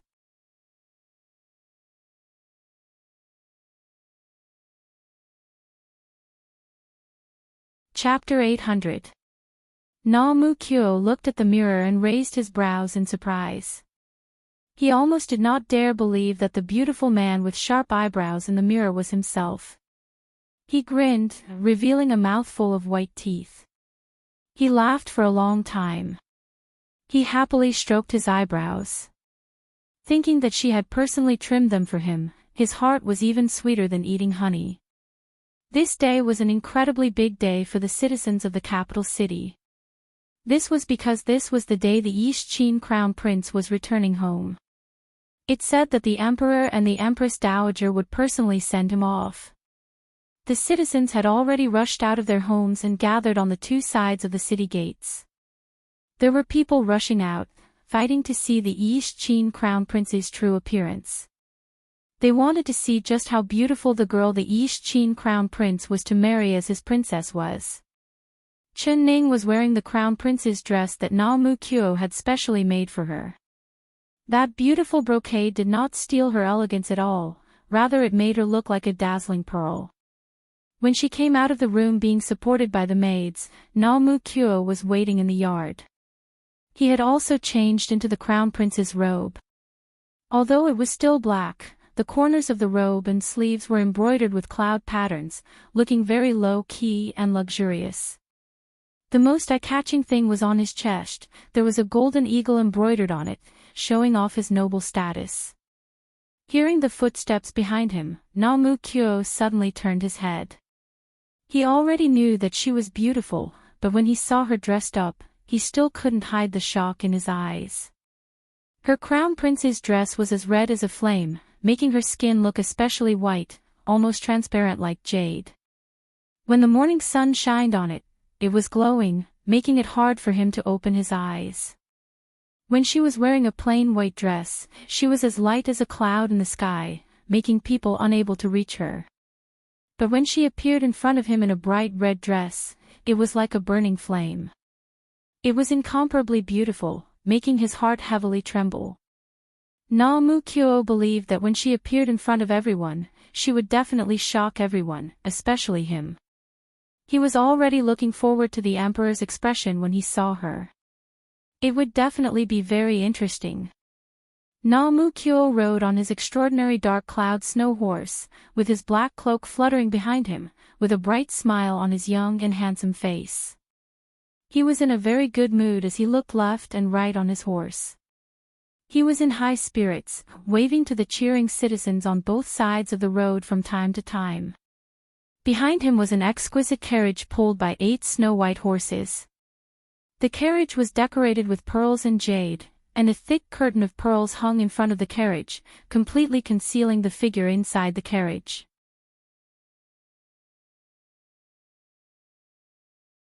The citizens knew that the person sitting in the carriage was the East Chin country's crown princess, but no matter how long they stretched their necks and how wide their eyes were, they could not see a single hair on the girl's head. The majestic guard of honor was lined up in a long line, stretching from the entrance of the post house all the way to the city gate. Along the way, the commoners cheered for Naomukyo and the crown princess in the carriage. This was because they all knew that it was because the crown princess was willing to marry to East Chin that the crown prince gave them a year's worth of tributes. This meant that they could live peacefully for at least a year.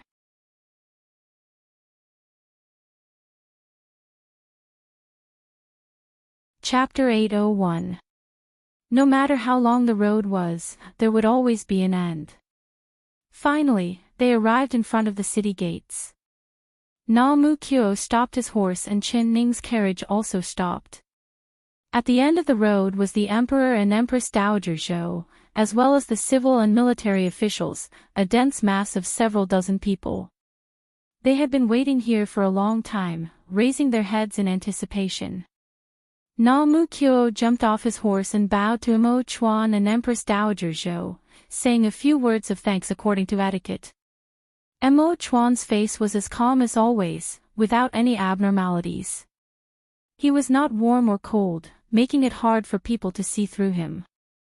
Naomukyo couldn't help admiring the other side's composure, not showing any emotions on his face.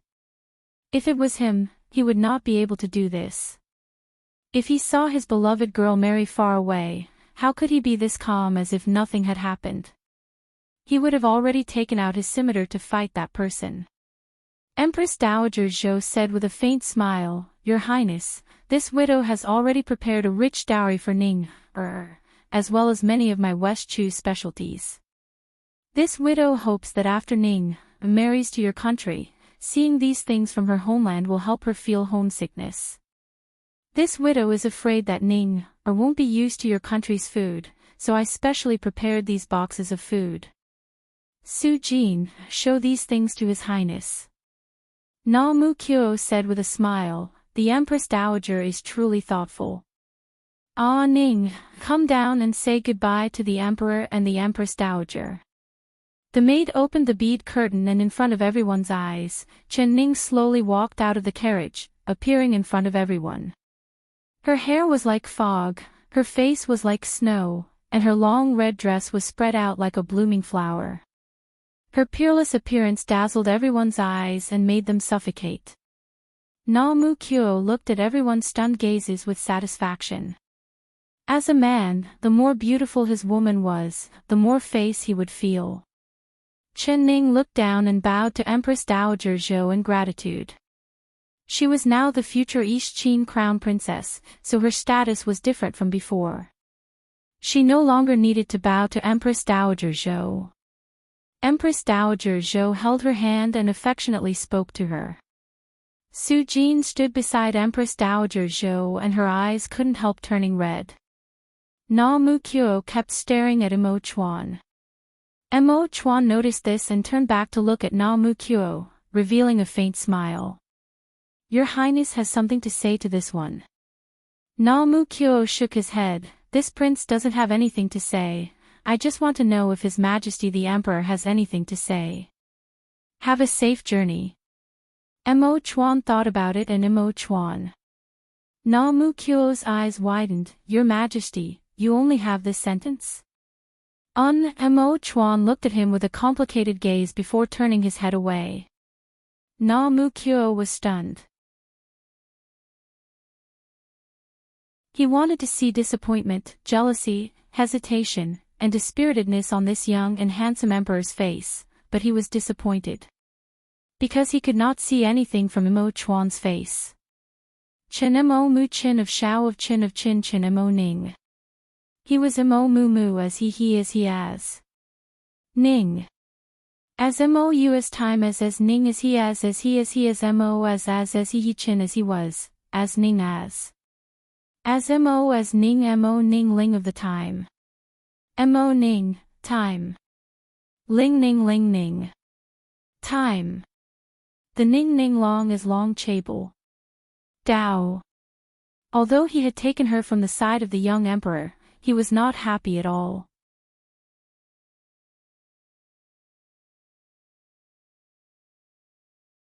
Chapter 802. So, under the cheers of the citizens and the heartfelt wishes of the West Chu ministers, Chen Ning stepped onto the carriage step by step. Chen Ning stepped onto the carriage step by step. The bead curtains fell down, covering her red dress and her plain face, as well as her line of sight. The carriage rumbled as it drove out of the capital city gates. The line of people sending them off formed a long line, looking incomparably spectacular. Imo Chuan and Empress Dowager Zhou stood on the city walls, silently watching the line of people moving away. The two of them did not say a word, they just watched the beautiful carriage go further and further away, gradually disappearing into a small black dot. Finally, they couldn't see it anymore. After a long time, Empress Dowager Zhou gave a slow sigh, breaking the silence first. It's a good thing this widow told Ting Xian to not send Enlu off. Otherwise, with this girl's impulsive personality, she would not have been allowed to leave like this. Imo Chuan's palm was pressed against the rough stone wall and his fingers turned white from using too much force. He looked into the distance, not saying a word. Emperor, they have already disappeared. The wind is strong here, let's return to the palace. How could Empress Dowager Zhou not know how uncomfortable her son was right now? He was a piece of flesh that fell from her body, and the calmer he acted, the more his heart was filled with pain. Ever since he was young, he liked to hide his wounds and never let others see them. Even as his mother, he had never complained or shed tears in front of her. She saw Imo Chuan's calm face at this time and her heart began to ache. But she thought that time was the best medicine for wounds. As long as there was time, her son would slowly forget about the Qin family's girl. In this world, there was no one who couldn't leave another. Not to mention that her son was the ruler of a country, what girl could he not have? There was not only the Qin family's girl in this world. Suddenly, the sound of horse hooves came from afar. The hooves stepped on the blue stone road, creating a sharp and ear-piercing sound. Imo Chuan suddenly turned around and saw a fast horse charging out of the city gates like lightning, chasing in the direction of the East Qin envoys. There was a person on the horse with a fluttering purple robe and a tall figure. Seeing that familiar back, Imo Chuan could guess who he was. Chu Xiaoyang. What was he doing? Imo Chuan immediately turned to go downstairs, but he was pulled back by Empress Dowager Zhou. Empress Dowager Zhou stared at him with a serious expression. Emperor, where are you going? Imo Chuan said in a deep voice, Mother, you know where your son is going. This widow knows, but this widow forbids you from going. If you dare take a step out of the city gates today, this widow will not allow you to go.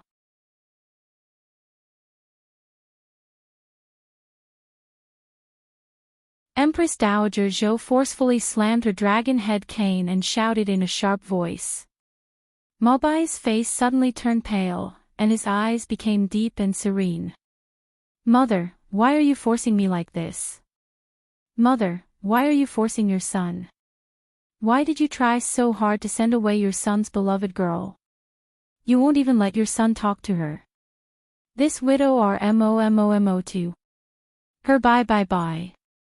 Goodbye bye. Or ling or bye bye. Bye. It doesn't matter which one it is.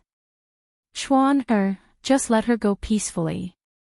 Like this, after she marries the East Qin crown prince, she will slowly forget about you and she will live a peaceful and happy life. If you keep being involved with her, it will only make her remember you even more. For you and for her, it is not a good thing. You're tuning into the LoveLore Library YouTube channel.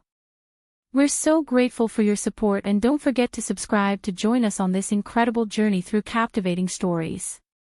Your generosity through donations truly makes a world of difference, as it's the primary source of revenue that allows me to expand and enhance this channel for you. Thank you from the bottom of my heart for being a part of this adventure.